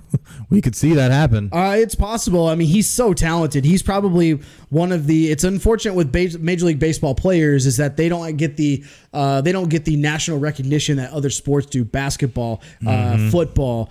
And Mike Trout really, I think, is probably one of the best baseball players we've ever seen or will see in a very long time. I absolutely agree. On the National League side, though, Cody Bellinger of the LA Dodgers ended up taking home the NL MVP award after posting career highs in runs with 121, 170 hits, 34 doubles, 47 home runs, 115 RBIs. Dude absolutely played out of his mind. Oh, yeah, 15 stolen bases, just to sprinkle that on in there. Yeah, and his home run total broke the all-time Dodgers record, just for a little icing on the cake there. But another year short for the Dodgers. Yes, they're just gonna reload next year. But Bellinger had a hell of a year. Obviously, Yelich was right there with him till he got injured. But it was fun to watch that race between those two, who are also very good friends. Yeah, most definitely. It was really exciting to see that. And for our Cy Young Award winners, definitely no surprise in the AL, as the Astros' Justin Verlander ended up securing his second Cy Young after leading the Major League Baseball with 21 wins, and he finished second in the AL in ERA with a 2.58, as well as recording a .8 WHIP. And I tell you what, this guy is killing it this year. 300 strikeouts this year, which was second in Major League Baseball, was a career high for the ageless wonder. Yes. Watch this guy play in Detroit for a number of years. It's unfortunate that he never won a title there, but another great season for him. You just got to wonder, how many years does he have left in the tank? This tells you right here, he's not stopping anytime soon. No, you got to play until that tank's empty, and that tank ain't nowhere near empty. But on the National League side, you end up having, yet again, Jake DeGrom. I tell you what, I love this guy. Led the NL in strikeouts 255 while ranking second in ERA with 2.43 and his whip of .97, en route to becoming just the 11th pitcher in Major League Baseball history to win the Cy Young Awards in consecutive seasons. Another organization that really needs to find their groove and find what they're doing, because when you've got DeGrom, Syndergaard, and now Rookie of the Year Pete Alonso on your team, there's no reason why the Mets should not be a playoff team. I mean, they tried to go out and spend the money this year. They tried to pick up some guys. It just not falling for Mets fans, and I feel for them. It sucks. I do feel for them. But you mentioned their NL Rookie of the Year, Pete Alonso. Wiki, tell us about that guy. Well, Pete Alonso became the first rookie in MLB history to lead the majors outright in home runs with 53, establishing the rookie record, and of course shattered the Mets single-season home run mark. And he is the sixth winner in the club's history to win Rookie of the Year. That's absolutely crazy. Oh, and to kick, he won the home run derby. Yes, he did. Playing absolutely out of his mind. Well, on the AL side, though, you had Yordan Alvarez, who didn't join Houston until June, but still, in 87 games, he played great as a DH, hit 27 home runs with 78 RBIs, hitting for .313 with a .412 on-base percentage, and, of course, his slugging percentage of .655. This guy played out of his mind this year. He was a unanimous Rookie of the Year as well, yes, which is really surprising, because in the AL Rookie of the Year, I mean, you had John Means from Baltimore, Brandon Lowe from Tampa from the Rays, Eloy Jimenez, or also that rounded out the top four. But great season by him, especially on a team like that. The rich get richer, and he's going to be a really special player for the Houston Astros in the next few years. Absolutely. And looking at our managers of the year in the American League, we had first-year skipper Rocco Baldelli, who led the Twins to their first AL Central title and Division Series appearance since 2010, and guided a 23-game turnaround from the previous season and become only the seventh rookie manager in Major League Baseball history to win at least 100 games. This is a travesty that Tampa Bay Rays didn't get this. Oh, I know. I mean, the fact that what they do every single year, and they made the playoffs again. How did they not get Manager of the Year? I really don't know how you didn't get Manager of the Year, especially after everything the Rays did. But it works out the way it works out. We got to see the Twins lose horrifically again to the Yankees. It's great. In the NL, we had skipper Mike Shildt become the first Manager of the Year to never play professional baseball.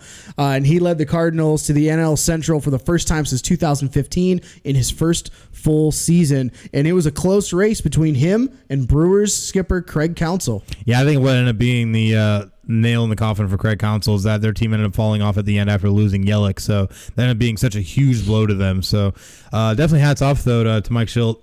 Definitely well earned. Yeah, the crazy thing is that he won the overall total votes, Mike Schilt, but Craig Counsell actually got more first place votes. He had 13, Mike Schilt only had 10. Yeah, very crazy how that all worked out.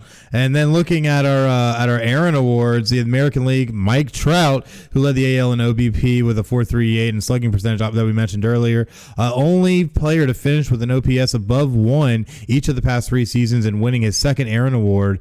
He also set a career high, like we said earlier, 45 homers and had 100 RBIs for the third time in his career, and scored at least 100 for the 7th time. Yeah, in National League, Christian Yelich got his second consecutive Aaron Award after again leading the NL in batting average, 329, OBP at 429, and the majors in slugging at 671. Finished 4th in the NL with 44 homers, and he also was injured at the end of the year, just to give you an idea how good of a season he was having. That's right. Until he went down with injury. Yeah, because he ended up missing like the last 10 or 20 games, so it ended up being a huge blow, but still was able to pull this off and being the first player to win the NL batting title in consecutive years since Larry Walker in 98-99. Very nice. Very nice. The last award, of course, is probably one of my favorite awards, is the Roberto Clemente Award. It's in recognition for all the charitable efforts throughout the community. And Carlos Carrasco from the Cleveland Indians wins it this year. And for all the charitable efforts he's done, both here in the States and of his native Venezuela. Yes. And it was, I love this award. I know that NFL does Walter Payton Man of the Year Award. Yep. I love these awards because you're on that kind of a platform and you're doing it the right way. Yes. Looking at you, Colin Kaepernick, they're doing it the right way. And you should get recognized for that. And it's unfortunate that only one player gets this kind of award, because it should be something that they honestly should have a team, like how they do a first team all MVP, or first team all league. Right. All MLB kind of stuff like that. So they should have that for these kinds of awards as well. Yeah, and he definitely strung himself thin, especially with his own diagnosis for leukemia, and still was able to putting in a lot of great work. Even when he made his return and still was undergoing treatment and still trying to put in that great charitable work. Just a really wonderful man to be able to do everything he's done, Carlos Carrasco. Really, really deserved, and congratulations to you. Absolutely. Definitely. So looking at our next little tidbit, though, of Major League Baseball. Big news out of Major League Baseball for this. Yeah, a little one we got to talk about is the fact that the Houston Astros have been busted for sign stealing, and now there's a probe going on in the entire organization. Most of this taking place in 2017, if I'm not mistaken. Yep. And obviously this is still a developing story, and so many different twists and turns that are already happening with this. Because at first it was just, simple sign stealing from the bullpen, where they're able to give some type of notice to what was being pitched at that time. Now it's broken in to where they've gotten executive emails that have instructed scouts to steal signs while looking at prospects, all kinds of different things. So it's turning into this big whirlwind, and there's a lot of backlash at Houston right now. Yeah, a lot of people are calling for the penalties of the highest order at this point for the Houston Astros. And it's one thing everybody knows in baseball. You're trying to get a competitive advantage as much as you can. So of course sign stealing is going to be part of it. It's just like on the sideline with the NFL, you're trying to find little tips of what certain audibles are, what certain cadences are. But for baseball, sign stealing has always been a part of it. But when you're using scouts to spy on opposing dugouts, using cameras to do it, I mean, they're now uncovering emails that reveal how deep this whole scandal went, and it's like peeling back an onion. It just keeps getting worse and worse the deeper you get into the story. Yeah, they were saying that in the 2017 season that high-ranking Houston Astros officials were asking scouts to spy on opponents' dugouts leading up to the 2017 postseason, hoping to steal signs and suggesting the potential use of cameras to do so. So it's definitely been very, very crazy. So much that's going to happen with this, and obviously, Houston is trying to be open with trying to let the investigation go forward, but obviously aren't saying too awfully much right now. So we'll definitely see how a lot of this breaks down. It's going to be real crazy, but the big thing I look at is Commissioner Rob Manfred. What kind of punishments do you lay down? What kind of angle do you take? Because obviously he has to do something. Something's going to have to happen, but being able to crack down on things like this, does he go to the extreme with this?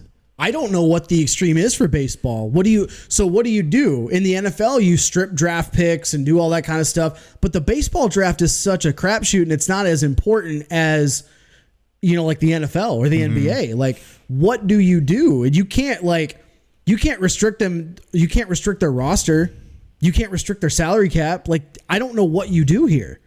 You can't. Can you go as far as banning them from the postseason? I honestly don't know what the protocol is here. And I think maybe that's the big thing, is that we've never been in a situation like this, at least to this extent. It's one thing when it was like the steroid scandal. A lot of that came out after the fact.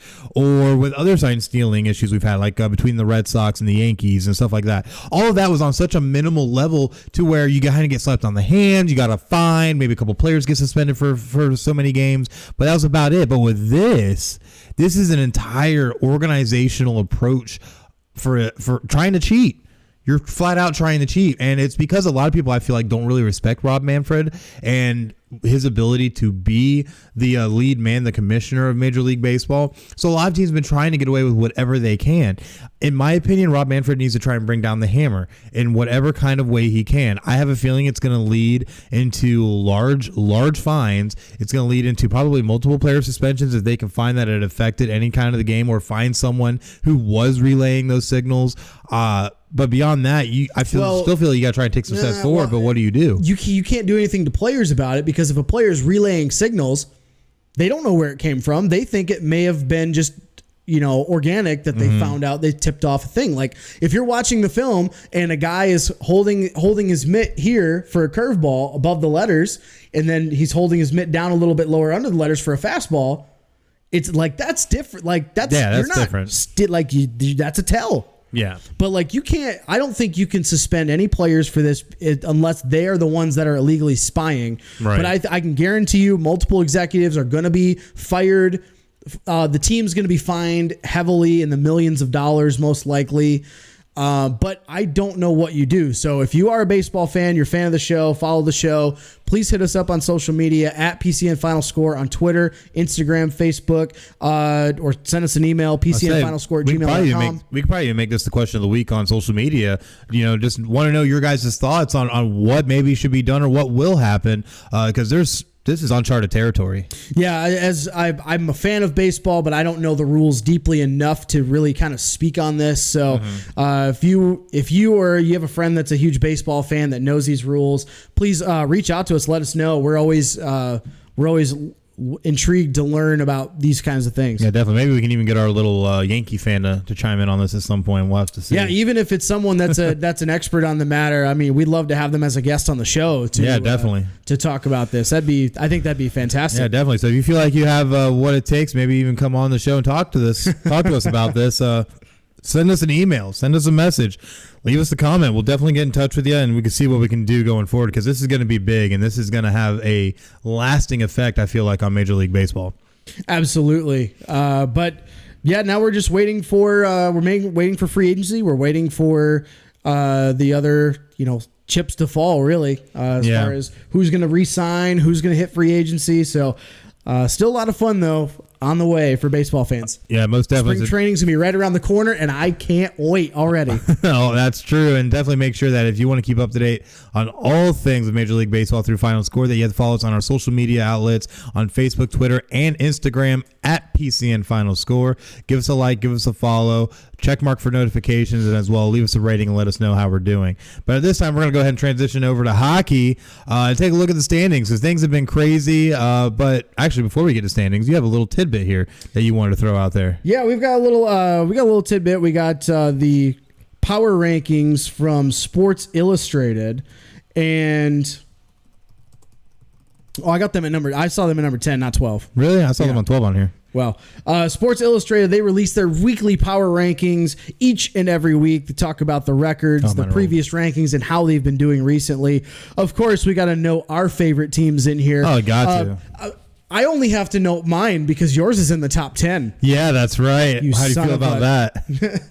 But the Red Wings, my Red Wings are coming in almost dead last. They are in 29th position, moving up one spot from 30 last week. And yeah, there's not much you need to say about it. So moving on to number 10. Yeah, that's right. Number 10, your Philadelphia Flyers are sitting there. They were ranked 21 last week by SI, and they've jumped all the way to the top 10. They were sitting at a record of 10-5-2 at the time of this release a few days ago. Yeah, the Flyers have really been trying to get stuff going. They have a lot of games where they've either lost really close or won really close, but more times than not, they've been able to pull those games off, and that's what they really need to do is try and ground out wins, try and keep things pushing forward. That way they can try and push themselves to the top of their conference, to their division, and try and make it back into the playoffs. And number 9, we got our own Tampa Bay Lightning finally getting... They had a really rough start the first few weeks of the season, but they were ranked 16 last week in the power rankings. They have moved all the way up to number 9, and finally, 9 of their next 13 games are at home, which they've just had one last night. I think they had a home game as well, so they're in the midst of that homestand. And they're starting to get it rolling. Yeah, definitely starting to get something rolling. So we'll definitely see how a lot of things are going to work out for them. But looking at our next team, the Penguins of all teams. Pittsburgh Penguins are there sitting at number 8. Really been trying to battle back and show that they do belong at this point. At the release of these rankings, not sure exactly what the record was, but as of now, they're 11-7-2 and have 24 points. So definitely trying to get something going. Are currently 5-3-2 in their last 10. So getting a little bit going as they sit number 4 in the Metropolitan Division. At number 7, we got the Nashville Predators. They were previously number 6. They dropped one spot in this week's power rankings by SI. They had lost 9-4 to the Avs. They surrendered the most goals in a single game in franchise history at 9 against the Colorado Avalanche last week. That's probably about a week and a half ago by now.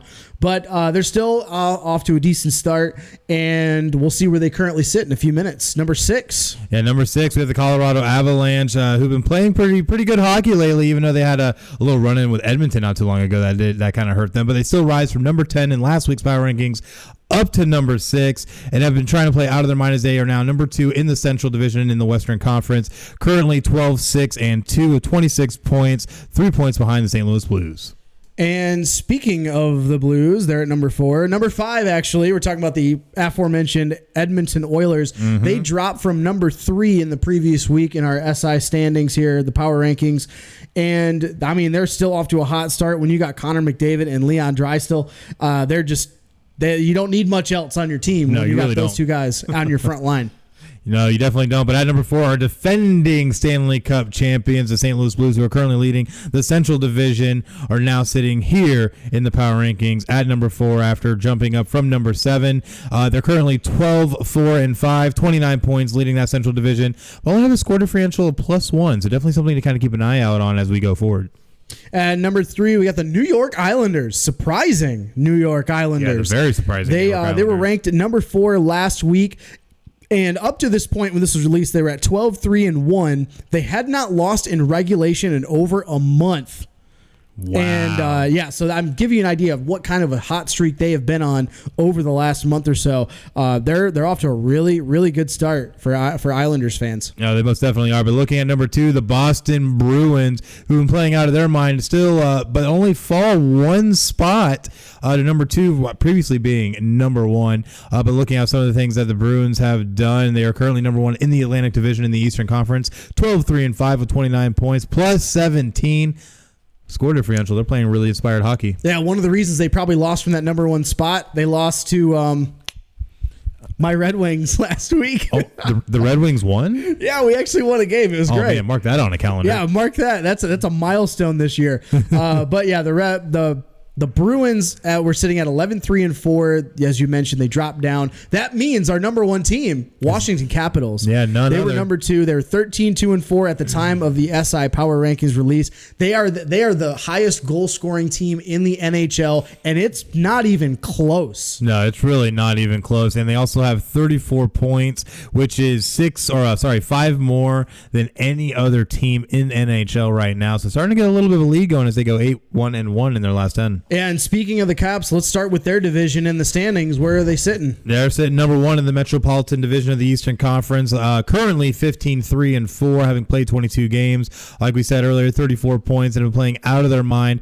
Playing amazingly on the road right now, 10-1-1 mark. Yeah, they're plus 17. The goal differential, 8-1-1 in their last 10.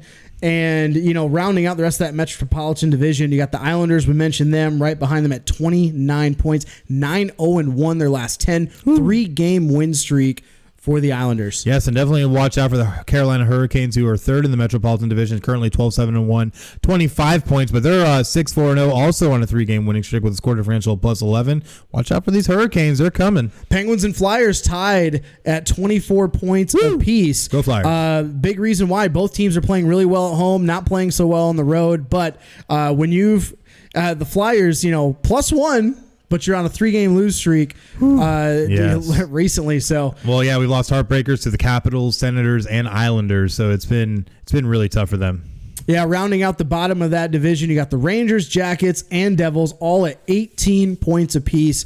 And the Devils really had some high hopes. I know the Rangers they went out and spent all that money, and they're trying to turn their season around, but they're on a 2-game losing streak. They just got to stop letting people score goals. They got to score some more themselves. Right. They only have 60 goals on the season, and they have a -6 differential at the moment. Most definitely do. But looking at our Atlantic Division in the Eastern Conference, the Boston Bruins currently leading that division, 12-3-5, 29 points, plus 17 score differential, which is tied for best in the league with none other than the Washington Capitals. And they've been playing really inspired football, 7-0-4 at home. Football, huh?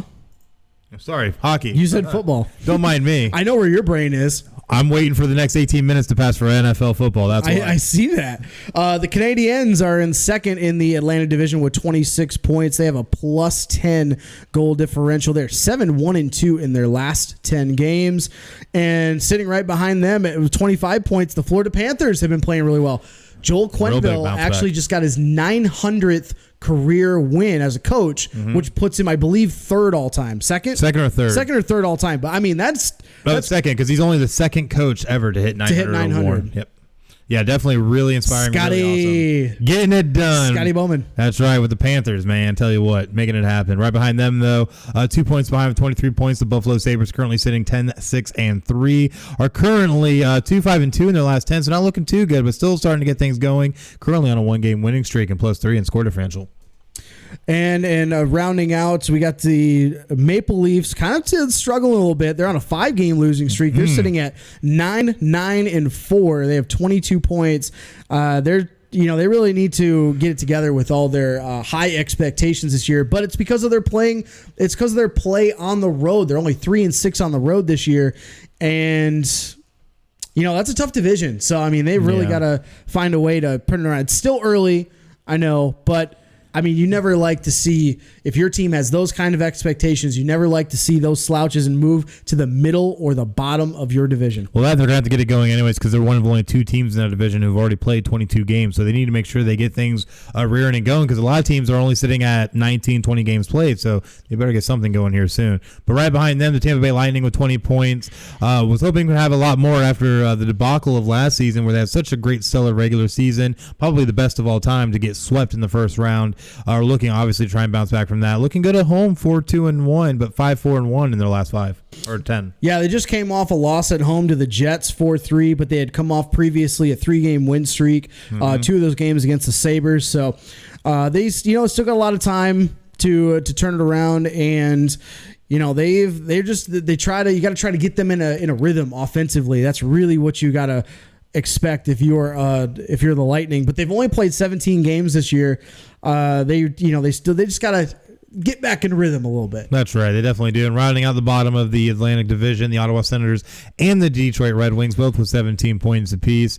The Ottawa Senators, though, are 6-3 in their last 10. Still a -11 score differential and on a 1-game losing streak. So trying to bounce back and get back up there. But the Red Wings not looking too hot. Yikes! Indeed. Yikes City, man. We have given up 82 goals on the year. Worst in the league. Yikes. I mean, come on, man. But goaltending has always been an issue for the Red Wings for a number of years. Basically, once they hit their wall and they finally stop making the postseason, The goaltending was an issue then. It is still an issue now, and it's going to take some time turning around. But I mean, you got to be better than the Senators. Come on. Yeah, you got to be better. Senators are supposed to be one of the worst teams in the league. Come on. And now where you at? Come on. But shifting gears over to the Western Conference, the St. Louis Blues and our defending Stanley Cup champions are currently 12-4-5, 29 points. 3-game losing streak, though, but are 7-1-2 in their last 10. Right up behind them, nipping at their heels, the Colorado Avalanche. They're 12-6-2, 26 points in that Central Division. They've been playing pretty well both on the road and at home. Plus 14 goal differential, but they're 4-5-1 in their last 10 games. Winnipeg Jets rounding it right behind them, 1 point behind, 12-8-1 on the season. Playing pretty good on the road at 7-3, but 5-5-1 at home, so not looking too good in their home stands. And are also have a score differential of -5, but are 7-2-1 in their last 10. Yeah, they need some defense, man. That's been their Achilles heel last year. That'll be their Achilles heel this year. Most definitely. Dallas Stars next up. They are at 11-8-2, 24 points. They're playing really well at home, 5-3-1. They're 8-1-1 in their last 10 games on a 3-game win streak. And the Nashville Predators right behind them, 21 points, 9-7-3 on the season. Playing 6-3-2 at home, but 3-4-1 on the road, plus 4 score differential, but are on a 4-game losing streak. Chicago Blackhawks at 8-7-4, 20 points at the second to last in this Central Division.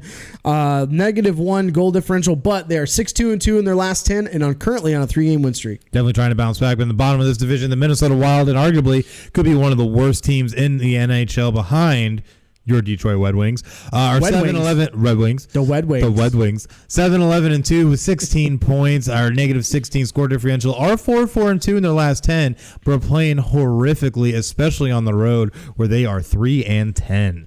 Yeah, you're not going to be a good hockey team if you can't win on the road. 3-10 is an awful record on the road. Looking at the Pacific Division, rounding out the NHL, we got the Edmonton Oilers continuing their hot streak. They have scored 71 goals on the year. Currently sitting at 13-6-3, 29 points, 3 points ahead of the Coyotes. 7-2-2 at home. That's always a good start if you want to get off to a good start on the season. Most definitely. The Arizona Coyotes sitting right behind them, 26 points, 12-7-2 on the season so far, 5-4 at home, but 7-3-2 on the road. And that's definitely going to be a huge thing for them going forward. Is you have to win games on the road as well as winning at home, plus 12 score differential, 5-4-1 in the last 10. Vancouver Canucks having a surprisingly good start to the year, 10-7-4, sitting in third place at 24 points. They're playing really well at home, 5-2-3, plus 10 goal differential right now, but they're on currently a 2-game losing streak and have been 3-4-3 in their last 10. The Calgary Flames sitting right behind them by 1 point with 23 points, 10-9-3, are 6-2-2 at home, but 4-7-1 on the road, so not a good tilt. -4 score differential, currently on a 3-game losing streak. Anaheim Ducks, your dark horse team of the year, 10-9-2, sitting at 22 points. Playing well at home, not so well on the road. They're 4-4-2 in their last 10. And -2 in the goal differential department. San Jose Sharks, who we thought was going to be a lot better this season, are having a tough go to start her out. 10-10-1 with 21 points. Currently on a 6-game winning streak, though, so trying to bounce back as best they can and see if they can rise up the Pacific standings. Well, they were they were dead last at the beginning of the year. They were one of the worst teams in hockey, so they are finally starting to come back up to where they think they should be. But look at right with them, the Golden Knights. They're 9-9-3. Also at 21 points. They are not playing well. 2-5-3 in their last 10 and on a 5-game losing streak.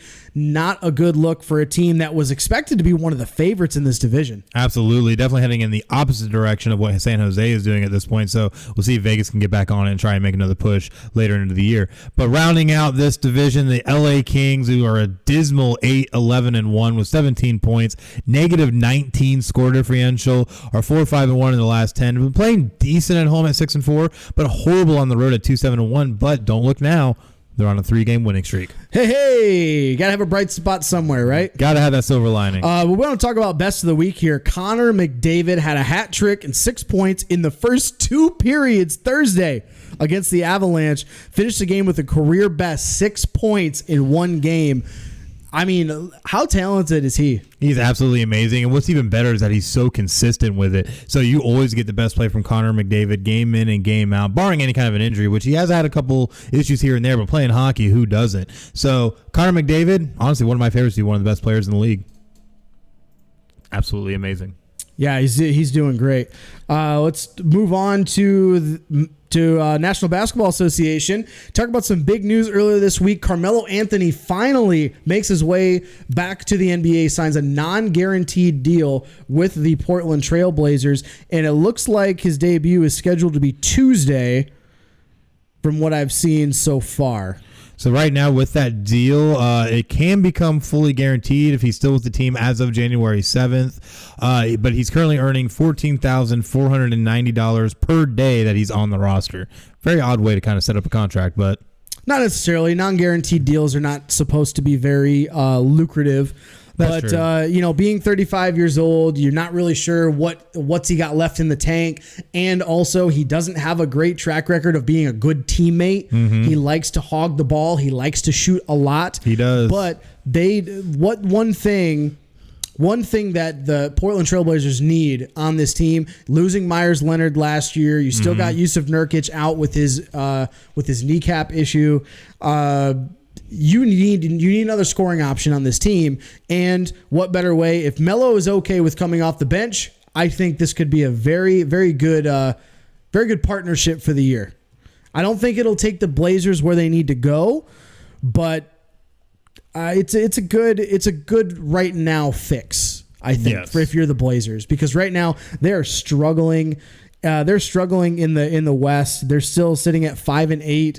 And you know how tough the West is going to be this year, 3-7 in their last 10. But you got to wonder if you are bringing Carmelo Anthony in. First of all, is he okay with coming off the bench? Mm-hmm. He said he was okay with it in Houston. Body language said otherwise. Right. But this is one of the things that you run into with players of this age, and if that level of ego, should you say? Yeah, that's a good way to put it. They were even asking him when he joined the Thunder about him coming off the bench. He just laughed. He goes, "Me come off the bench? What are you talking about?"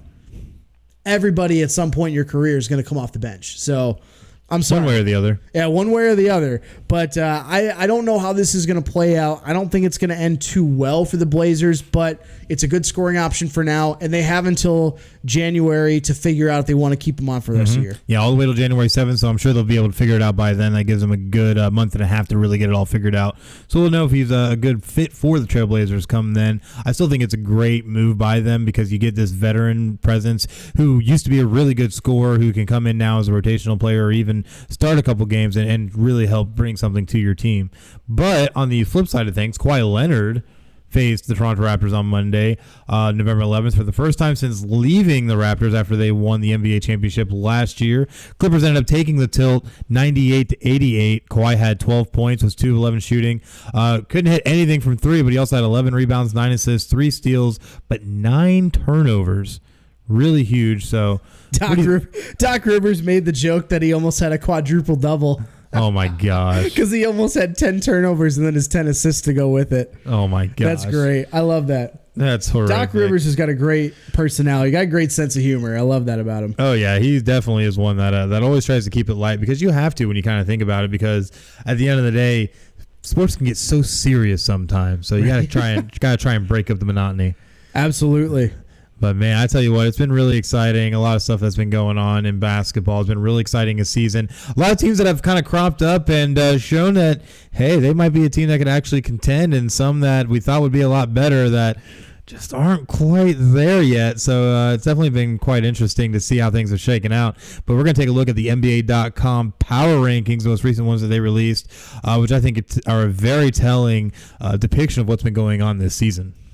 Yeah, of course, we got to start with our favorite teams. Of course, our very own Orlando Magic, not off to a good start here. And you've got, they're coming in this week at 21 in the power rankings. There were 19 last week. They're really struggling right now in multiple different areas. However, though, and this I'm going to point out, this was as of these rankings. Since these rankings, they have won 2 straight against the 76ers and the Spurs. Okay. So definitely something to keep in mind going forward. Okay, good. I thought you were going a different direction. No, definitely not going a different direction. I thought you were going to put Markelle Fultz on another pedestal. No. Markelle Fultz is sitting in the back of the bus crying right now. I'm going to rip that pedestal down because you know how I feel about him.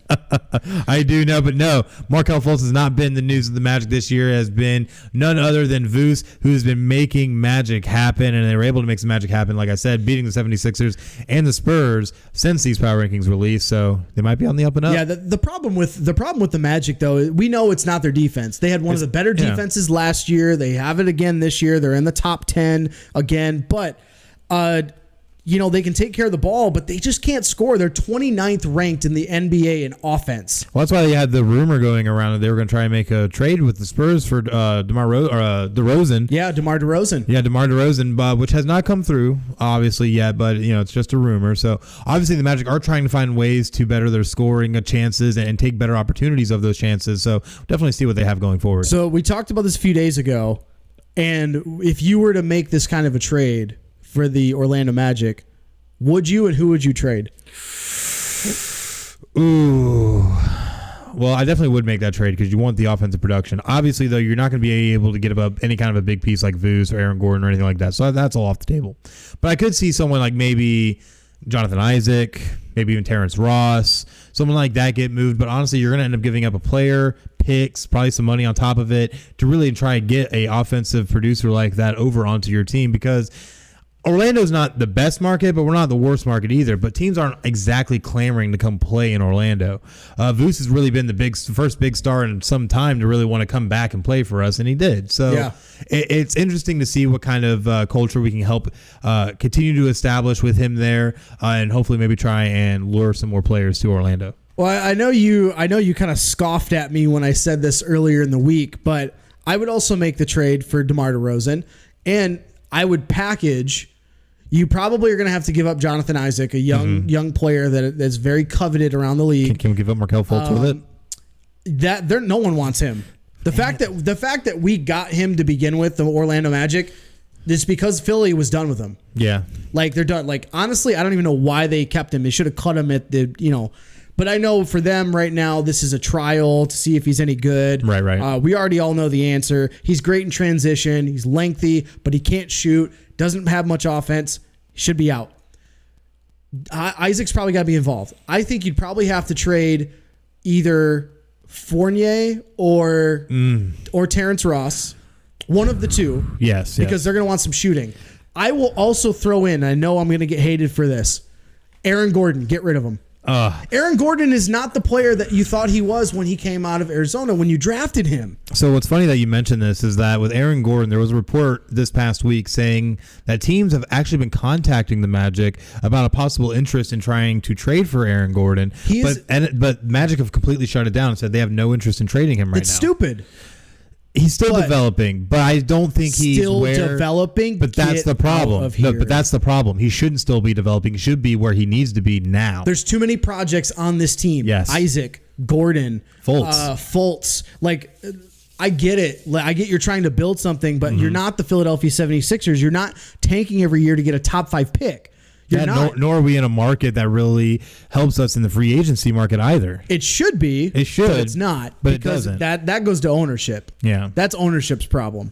But I think like Aaron Gordon he's not the needle moving guy you need him to be. He needs to have a strong guard with him that can help make him better. Is he a decent piece?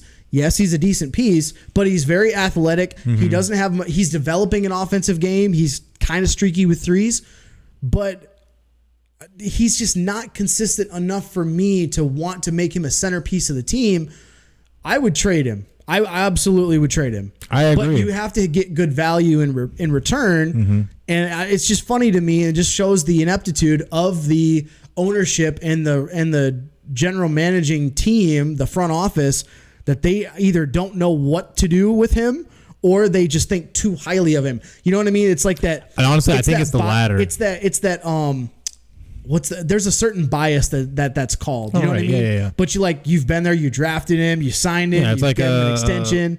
What do they call that? Like an acquaintance bias almost. Like you've been around him for so long, you've had him part of the organization. Yeah, I mean, but you got to get over that. This is a business, and if you want to make this team profitable and successful, you got to make moves like this that are going to put you in a better position to win. Absolutely. But looking at the number 19 team, your Detroit Pistons, Blake Griffin apparently. Did he actually make his debut yet? Yes, Monday against Minnesota. I believe he did. I believe he made his debut Monday, but it's not really much to speak of because this team is in shambles. It's just like the Magic. There's not enough good pieces to make a deep playoff run, but they're not terrible enough to tank. Yeah. So that's the problem the Pistons have been in for the last 10, 15 years, ever since they won the titles, ever since they won the title in 2004 and then finally kept making the Eastern Conference playoffs. Since like 2009, this team has been in limbo. Absolutely. So the last 10 years they've been in limbo. So I mean, they've got to honestly blow everything up, start all over, get rid of everyone, and start over. That's the only way you're going to get any better in the NBA. I absolutely agree. But looking on to our actual power rankings, at number 10, we have none other than Philadelphia 76ers, who fell hard in these rankings from the number 1 spot. And honestly, when the next rankings come out, I believe they're going to keep on falling after suffering a loss to the Magic. So the 76ers, who at the time of the release of these rankings were 6-3, were 10 in pace at 103.9. Offensive rating, they're about middle of the pack at 106.6. Defense, though, is still there, still top 10 at 102.4. Yeah, they've lost a lot of tough games. They lost 3 games by a total of 10 points on their West Coast road trip. But I mean, they rank 30th in the turnover rate, which is not good. Kills you. But I mean, they're going to go through ups and downs. But this is one thing that I've said about the 76ers all offseason, going into our preview show. This team is big. They're lengthy. They're set up to play defense, but they're not set up to play offense. So you got rid of Jimmy Butler, JJ Redick. You got rid of those guys that run your offense. Yep. And now you have guys like Ben Simmons. Can't shoot. You got guys like him running your offense. I mean, you don't have a whole lot of depth there either. So Ben Simmons is out right now with an injury, but that's besides the point. I think in the long run, there's going to be a lot of ups and downs. They're going to finish in the top half of the Eastern Conference, but this team is not a championship contender like a lot of the media think they are or think they would be coming in the season. I don't see it. No, I really don't either. At number 9, though, we have the Phoenix Suns coming up from the 12th spot. Phoenix Suns have been absolutely playing out of their mind in comparison to last year when they were literally the bottom of the barrel and are now in a position to possibly make a playoff run. As of the release of these rankings, they were 6-3 with a great offensive rating, a top 3, scoring 110, almost 111 a game. Defensively, though, just outside the top 10 at 103.7. Definitely a team to watch out for. Absolutely. I mean, Monty Williams has got this team playing really well. And I think one of the big, under the radar moves that they made was getting Ricky Rubio. A lot of people were scratching their heads about it.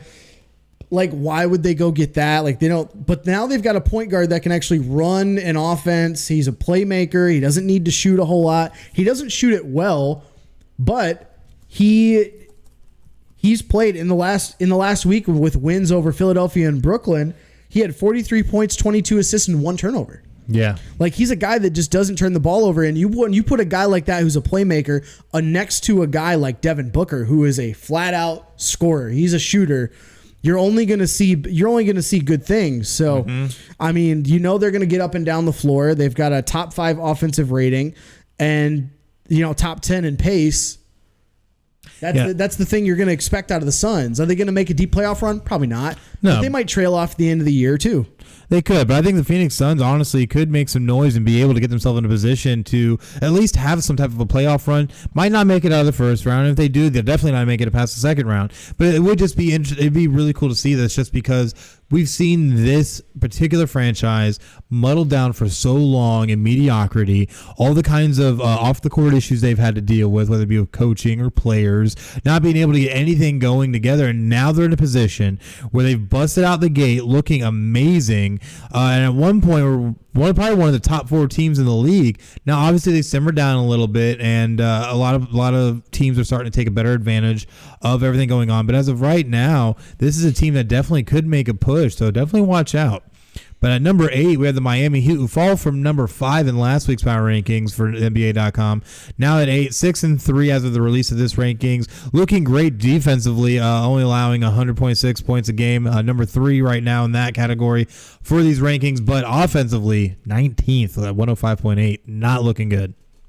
Yeah, they are, they're going to have another up and down season, but having Jimmy Butler there is definitely a big help. Oh, yes. And you got guys like Duncan Robinson, Michigan alum, that has, really been kind of a come up story for them. Definitely. He had a pretty solid rookie year last year, a pretty solid season last year, still having another good season this year. Tyler Hero, talk about him. He's probably one of my dark horses. I keep saying this every week. He's one of my dark horses for NBA Rookie of the Year. Mm-hmm. But, I mean, between him, Robinson, and Dragic, 52% from beyond the arc combined, 24-46 at this time. And, that's when they're 3-0 in those games where those guys shoot well. So... Yeah, Miami definitely, I think, is starting to get it back together and kind of moving on from the Dwayne Wade days to be able to try and establish themselves going into the future. Definitely a team to watch out for, so we'll definitely see what happens going forward. At number 7, though, the Utah Jazz, who rise up from number 11 as of the release of this rankings, were 6-3. They're looking pretty decent on that defensive side, ranking number 1, allowing only about 98 points a game, but offensively and pace. Both rank at number 27 at 101.5 and their pace at 99.4. Horrific if you want to try and have any kind of success. Well, this team is going to be all about defense, and we all kind of expected that coming in. That's why they brought in Mike Conley, who's a playmaker. He can score, but this team is anchored in their defense. They're top 6 in opponent 3-point percentage. Mm-hmm. They're 5th in that category. They're up there. You've got the 2-time reigning defensive player of the year in Rudy Gobert on your team. So this team is anchored to play defense in the playoffs, but the question is going to be, are they going to be able to score when they need to the most? Mm-hmm. And that's the thing, is we get up against some of these teams that also support their own very physical, dominating brand of defense. Are they going to be able to put themselves in a position to try and win games? Because they haven't been able to prove that thus far. So definitely going to be interesting going forward. At number 6, the Toronto Raptors, at the release of these rankings, were 7-2. They rise from number 10 to number 6 in these rankings, are defending NBA champions. Obviously, we know since the release of these, they did drop that tilt to the Clippers, which we're not too surprised by with Kawhi playing in that game. But either way, though, as of the release of these rankings, they still ranked in the top 10 in offense and defense, coming in at number 8 for both, and 11 in pace. So this is a team that, even without Kawhi Leonard, might be able to make some noise. Pascal Siakam is probably he's one of the most, I've never seen an improvement like his as quickly as his has come up. I mean, from a guy that had never played basketball until he was about 16, 17 years old, to see what he's done just in short amount of years. And he wasn't a highly touted guy out of high school, college, whatever. Coming into the NBA, he was not very highly touted, and he wasn't expected much. So the fact that what he's doing, and he was player of the week. We're going to talk about the NBA.com player of the week in a few minutes, but he's been just playing ridiculously good. I mean, he's been scoring 40 plus points a game. He's now carrying that team. My biggest question with the Raptors coming into the season was, with Kawhi Leonard gone, who's going to carry the load? Pascal Siakam has already shown that he can carry this team offensively. Most definitely. Right now, conversing with some of you guys out there watching the show, we thank you so much for watching us. It's been such a great ride today. I've been a lot of good questions in the chat. Someone actually wanted to know your take on Trae Young. I pretty much told him he needs to play for a better team, and we'll take it from there.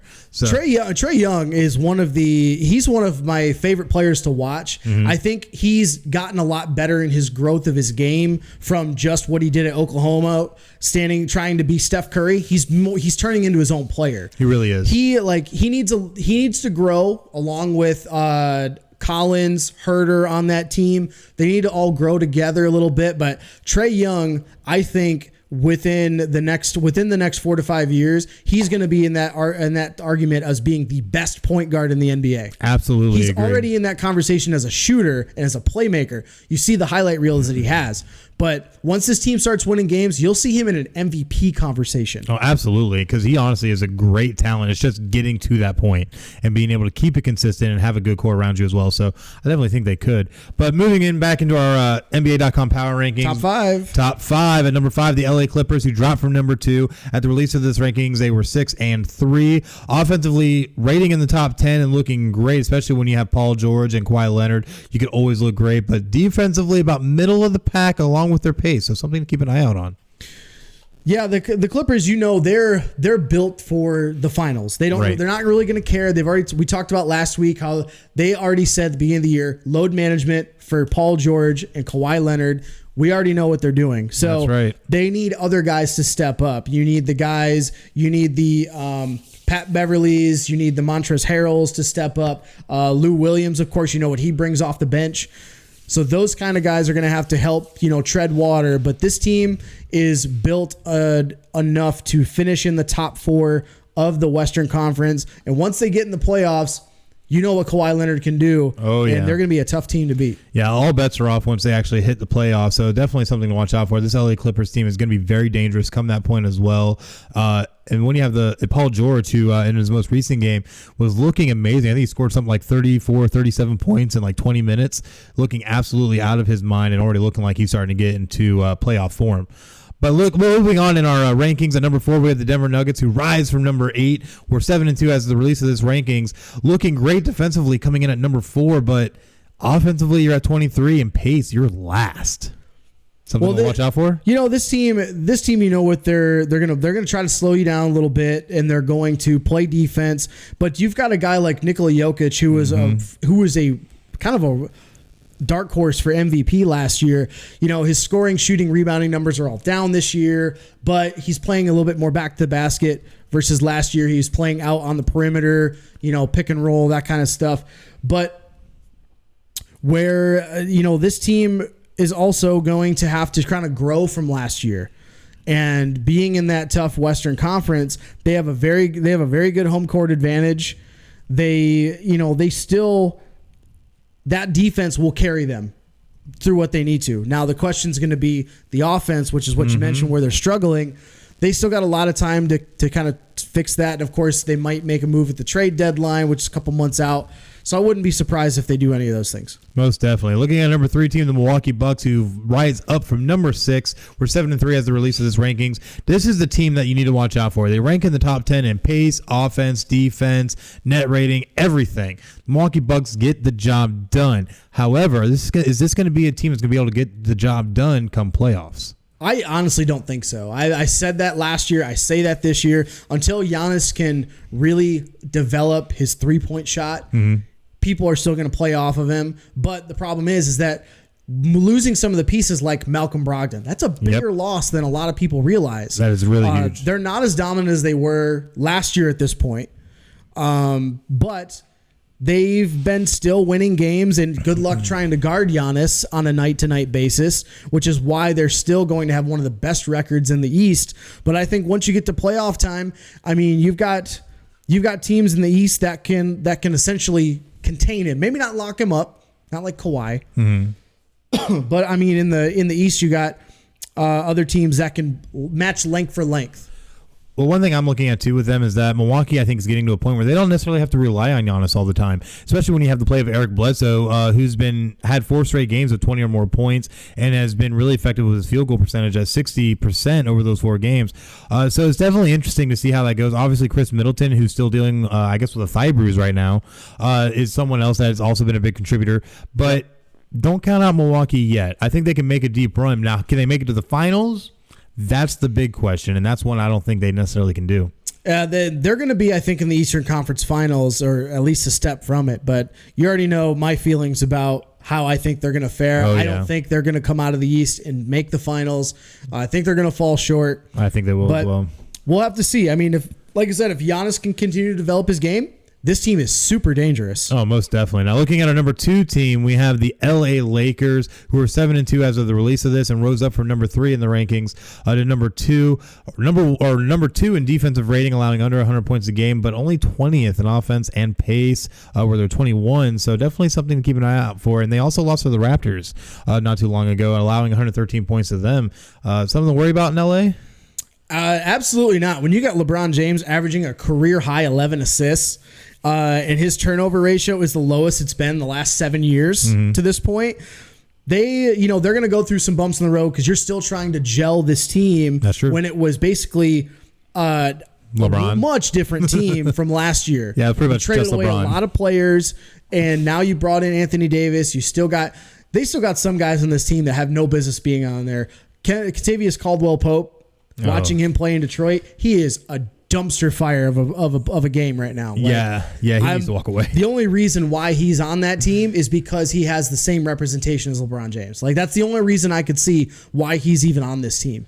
Most definitely. And looking at our number 1 team, who rose up from number 4 to take over the overall power rankings, none other than the Boston Celtics, who were 7-1 at the release of these rankings, and rank number 5 in both offense and defense, and they're playing out of their mind, especially Kemba Walker, Al Horford. There's so many good players here that are able to contribute because this is the Celtics. They always got good players.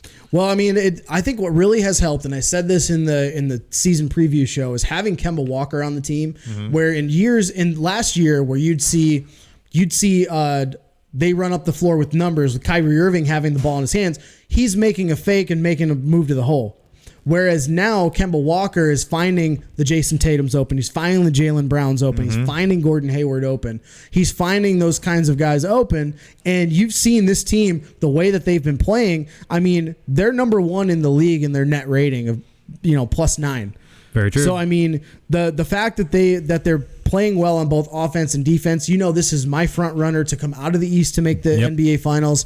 So I think that they're going to continue to just gel, get better, and having a guy like Kemba Walker on the team is going to help them a lot more than having Kyrie Irving last year. Most definitely. Now we're going to go ahead and transition over to looking at the current standings and see where all these teams line up. Looking at the Eastern Conference first, Boston Celtics are still number 1 in the Eastern Conference, currently 10-1, and don't look now, 10-game win streak. Yeah, they lost the first game of the year, but they're playing well, undefeated at home, 5-1 on the road, plus 8-point differential. They are off to a really, really hot start. Really hot start, and a surprising number 2, the Miami Heat are 9-3, only a game and a half back of the Boston Celtics. Also undefeated at home, have won 3 straight, 7-3 in their last 10. The big thing for the Miami Heat, they're undefeated against Eastern Conference teams, which if you want to come out of the lesser East, you have to have a good record against your own conference, and they're doing that. They're like you said, 7-3 their last 10, 3-game win streak. They're also off to a great start with Jimmy Butler at the helm. Most definitely are. Number 3, the Milwaukee Bucks, who are 9-3, also a game and a half back of the Boston Celtics, 3-1 at home, 6-2 on the road. Been looking absolutely great with a +9 score differential, best in the East, and are currently a 3-game winning streak. Toronto Raptors at 4, they are sitting at 8-4, 2.5 games back of the first spot. They are undefeated at home, but only 4-4 on the road. They lost their last game, but they're still 7-3 in their last 10 games. Philadelphia 76ers come in at number 5, are currently 7-5, 3.5 games back of the number 1 spot. 4-0 undefeated at home, but only 3-5 on the road, so definitely something to watch out for going forward. Have lost 2 straight, including that loss to the Magic. Absolutely. Number 6, we got the Indiana Pacers are sitting at 7-6, 4 games back, 5-2 at home. They're plus 2.5 in the point differential on a 2-game losing streak, but 7-3 in their last 10, so they had been playing very hot up until the last 2 games. At number 7, the Charlotte Hornets, who are 6-7, 5 games back at the top spot, are playing 500 ball at home and on the road, and have a score differential of -5.5, but are on a 2-game winning streak. They're probably one of the bigger surprise right now out of the East, at least. I thought they were going to be dead last. It's funny because we say 6-7 for the Charlotte Hornets is a surprise. I know, right? I mean, they're expected to be one of the worst teams, like you said, and 5-5 in their last 10. But number 8, rounding out right now the playoff picture, we got 5-7 Brooklyn Nets. They're 5.5 games back, 4-6 in their last 10 games. When you got Kyrie Irving at the helm, you're going to have a lot of highlights. You're going to win. you're going to win some games, but you can see that they are really needing to try to gel everyone together if they want to make a deep run in the postseason, like they had a really good series with Philly last year. Now, the teams that are outside looking in, the first one being the Orlando Magic, who are 5-7 and also 5.5 games back. Surprising that they have not won a game on the road yet, but even more surprising, they've only allowed 99.9 points per game to opponents, which, from what I see here, is best in the league. But did you look at their offensive numbers? They are tied for dead last in offensive numbers with the atrocious New York Knicks. Well, at least we're still plus 0.4 in point differential, so we'll take that on our 2-game winning streak. See what happens next. Cleveland Cavaliers at 4-7. They, 2-game losing streak. This is a transition year. Most definitely. John Beilein running. They're actually playing well for a young team, but I would not really be surprised to see them selling Tristan Thompson, Kevin Love. I said it a few weeks ago. The big move of the year is going to be Tristan Thompson and Kevin Love shipped to LA. They're going to play for the Lakers, so that way they can play with LeBron again. I wouldn't be surprised to see it. Oh my gosh, that happens. I'm lighting the world on fire. Atlanta Hawks come in behind the Cavs, 6.5 game back. They're currently 4-8, looking very dismal, 2-4 at home and on the road. Currently with a score differential of negative 8 points.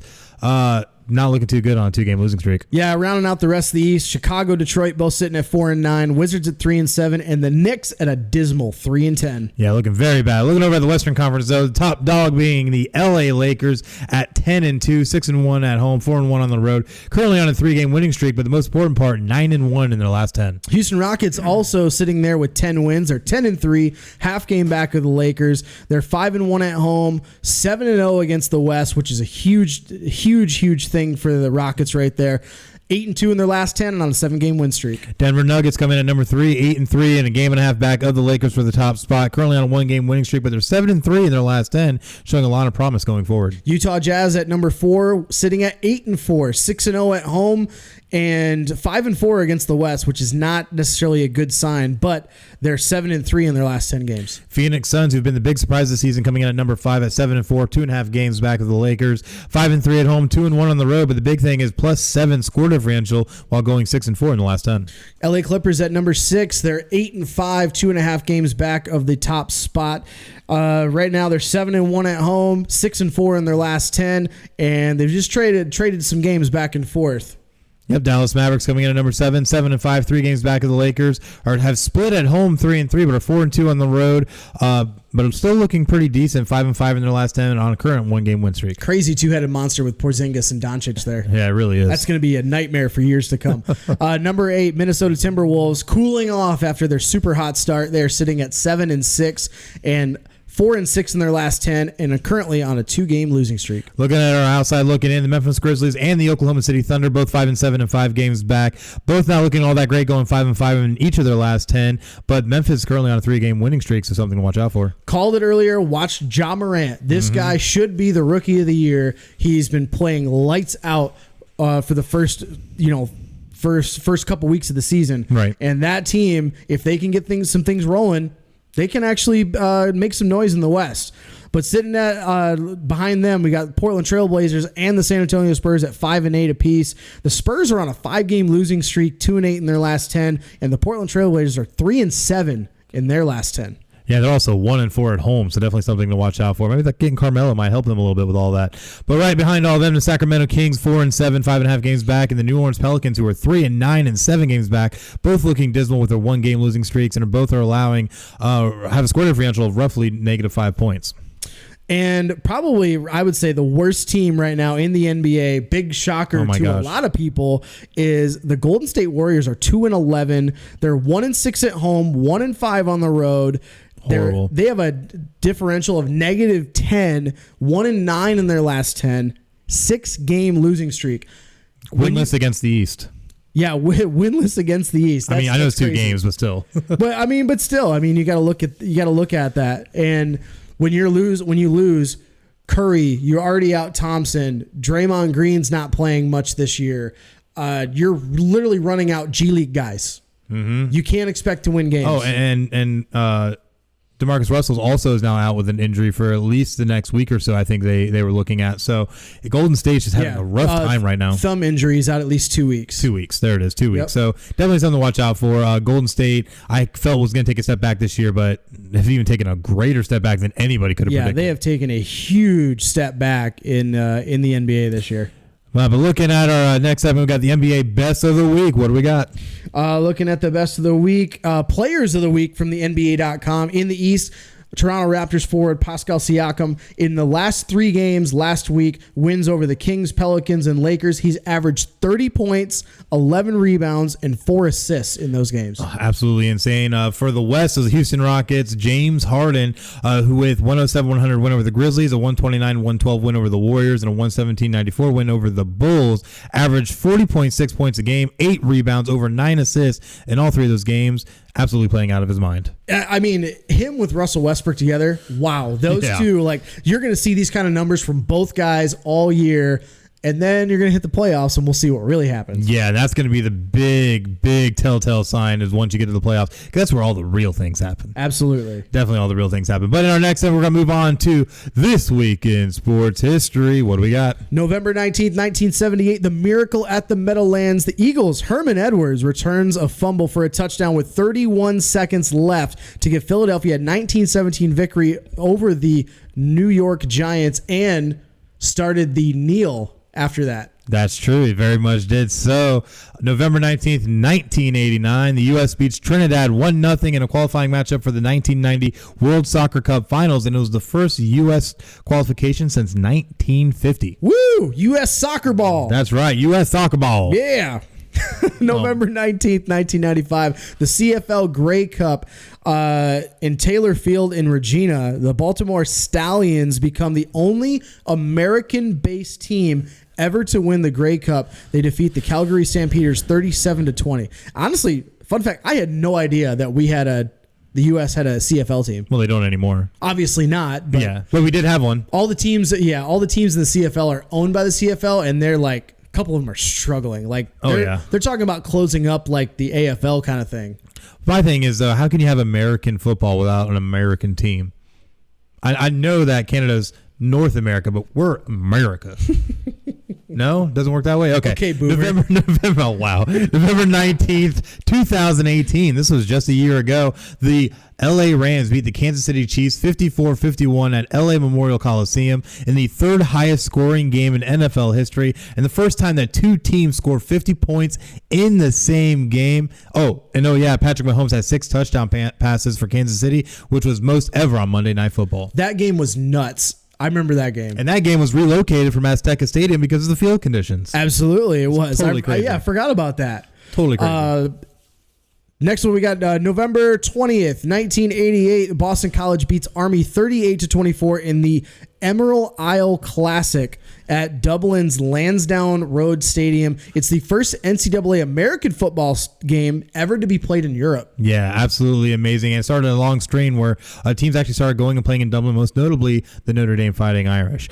In our next one, November 20th, 2016, Jimmy Johnson, driving for Hendrick Motorsports, wins the Ford EcoBoost 400 at Homestead Miami Speedway in Florida, claiming his record-tying 7th NASCAR Sprint Cup Series championship, tying Richard Petty and Dale Earnhardt Sr. I mean, when you're in a company with Richard Petty and Dale Earnhardt Sr., that's some pretty good company. That's some damn good company. November 22nd, 1986, 20-year-old Mike Tyson becomes the youngest heavyweight champion in history when he stops Trevor Berbick in the 2nd round to earn the WBC title at the Las Vegas Hilton. Making history. Start of a great career for him, too. That's right. November 22nd, 1986, on the very same day, Edmonton Oiler Wayne Gretzky becomes the 13th NHLer to score 500 goals as the Oilers defeat the Vancouver Canucks 5-2 at home. The great one. The great one. That brings us to our next segment. All right, running out the give or go here to round out the show. College basketball, number 1 Kentucky upset at home by Evansville 67-64 after they just got their number 1 ranking. I want to give on this, but I'm going to have to go. You know why? Because we've already seen so many top teams go down already that I think this is just going to become a systematic thing now, where we're just going to see random upsets early on in the season before we truly find out who's number one. It's been a big thing. You'll see a lot of big time early upsets like that, and then it's so funny that they beat Michigan State, claim the number one, and then lose at home. At home to Evansville. Absolutely amazing. Vontaze Burfict, though, blasted the NFL and Roger Goodell over suspension. Give or go.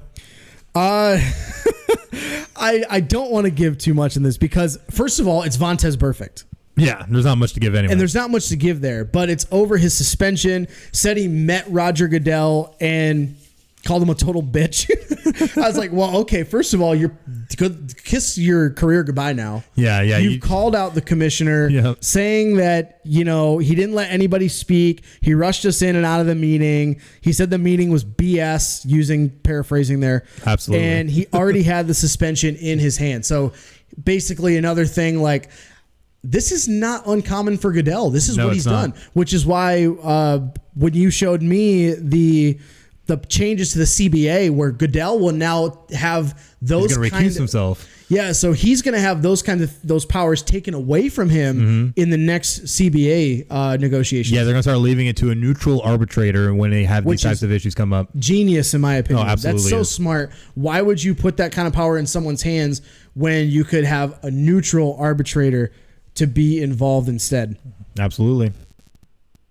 Last week, give or go for the week, we've got UFC Hall of Famer Chuck Liddell says he would beat boxing great Mike Tyson in a street fight. Give or go.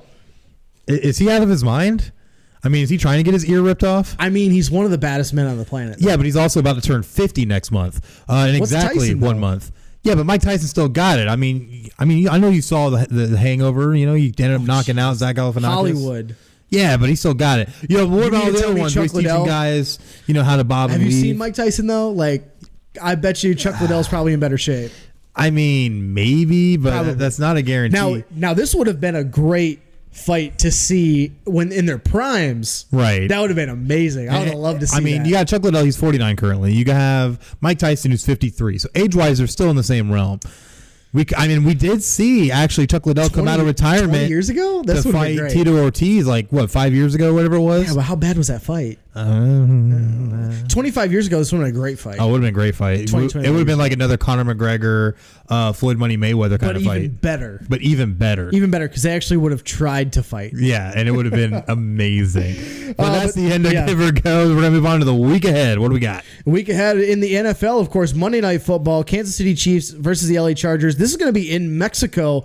Now, last year, we had to move that game because of field conditions. Hopefully, this game, it's a little bit more set up. Yeah, they said they have done a lot more upgrades to the actual field, and they haven't had any events recently, nor have they had much rain like they did last year where they had monsoons going on. So hopefully it'll be a better matchup. But we also have the Thursday Night Football game later this week between the Indianapolis Colts and the Houston Texans down in Houston. So that's going to be an interesting game. Yeah, that's definitely AFC South. That division is wide open still. So there's, especially if Indy wins, Houston loses this week, this could be division-winning implications in that game. Yeah, most definitely could. And looking at our NBA slate, Monday we got Celtics at Suns, Jazz at Timberwolves. Tuesday, Trailblazers at Pelicans. And this is a big one because this could be when Carmelo Anthony makes his first debut with the Trailblazers. Then Wednesday, Celtics at Clippers, Rockets at Nuggets. And Friday, Celtics at Nuggets and Rockets at Clippers. So it's going to be interesting. Yeah, a lot of fun stuff if you're a basketball fan. And, of course, college football, more big games. Texas at Baylor. Of course, both teams lost, so now the rankings, you can kind of throw those out. This game kind of really lost a lot of its luster. But Temple at number 17, Cincinnati, that's a big game for the American Conference and their standings. For that's going to be a big game. Yeah, and then you also have UCF going on the road to play Tulane, which is going to have a lot of American Conference implications, as well as Penn State traveling to Ohio State and Horseshoe for probably the biggest Big Ten matchup we have this season so far. And Michigan going on the road to Indiana. There's only 2 games left in the season for Michigan. This could be a trap game for Michigan if they are looking ahead to the Ohio Ohio State game, watch out. Indiana's playing very well at home. They're 7-3 this year now. So that's going to be a tough game. You cannot overlook this team. And of course, the holy war between Notre Dame and Boston College. This one is going to be hopefully a doozy of some kind. Hopefully in Notre Dame's favor like this last week. But we'll definitely see. Boston College always plays tough. Records go out the window. Anything you've done before goes out the window when you come down to the holy war. So we'll definitely see what happens in that one. But sadly, this is the end of our episode. Yeah, just some news here just in the last half hour or so. Lions quarterback Matt Stafford could be out up to 6 weeks due to his back injury. So we were talking about earlier how they should just shelf him for the year. Absolutely. If he's going to be up for up to 6 weeks, just shelf him for the rest of the year. You're going to have to tank the season, try to get a decent draft pick, and then go from there. Yeah, definitely see what happens. But until that time, definitely make sure that you keep up to date with all things Final Score on social media. All you have to do is look up at PCN Final Score on Twitter, Instagram, and Facebook. Give us a like, give us a follow, check mark for notifications, and leave us a rating and let us know how we're doing. As well as making sure that you follow all of our myriad of content platforms, whether it be Spotify, iHeartRadio, iTunes, YouTube, TuneIn, Stitcher, Podbean, or Google Play Music. We're available on all of them. So go on there, subscribe to us. That way you can make sure you get the notification when we post new content. And of course, download that content, baby, and make sure that you have it on the go. Because, hey, you can listen to us like that. Yeah, the only way we can grow as a podcast and, is from our loyal fans. So we really appreciate you. Thank you so much. And we're looking forward to another great week of sports. That's right. But until then, next week we'll be back with episode 37 of Final Score. But until then, we're going to go watch some football because it's already going. So I'm Chris. That's Craig. And you just watched Final Score. Have a great night.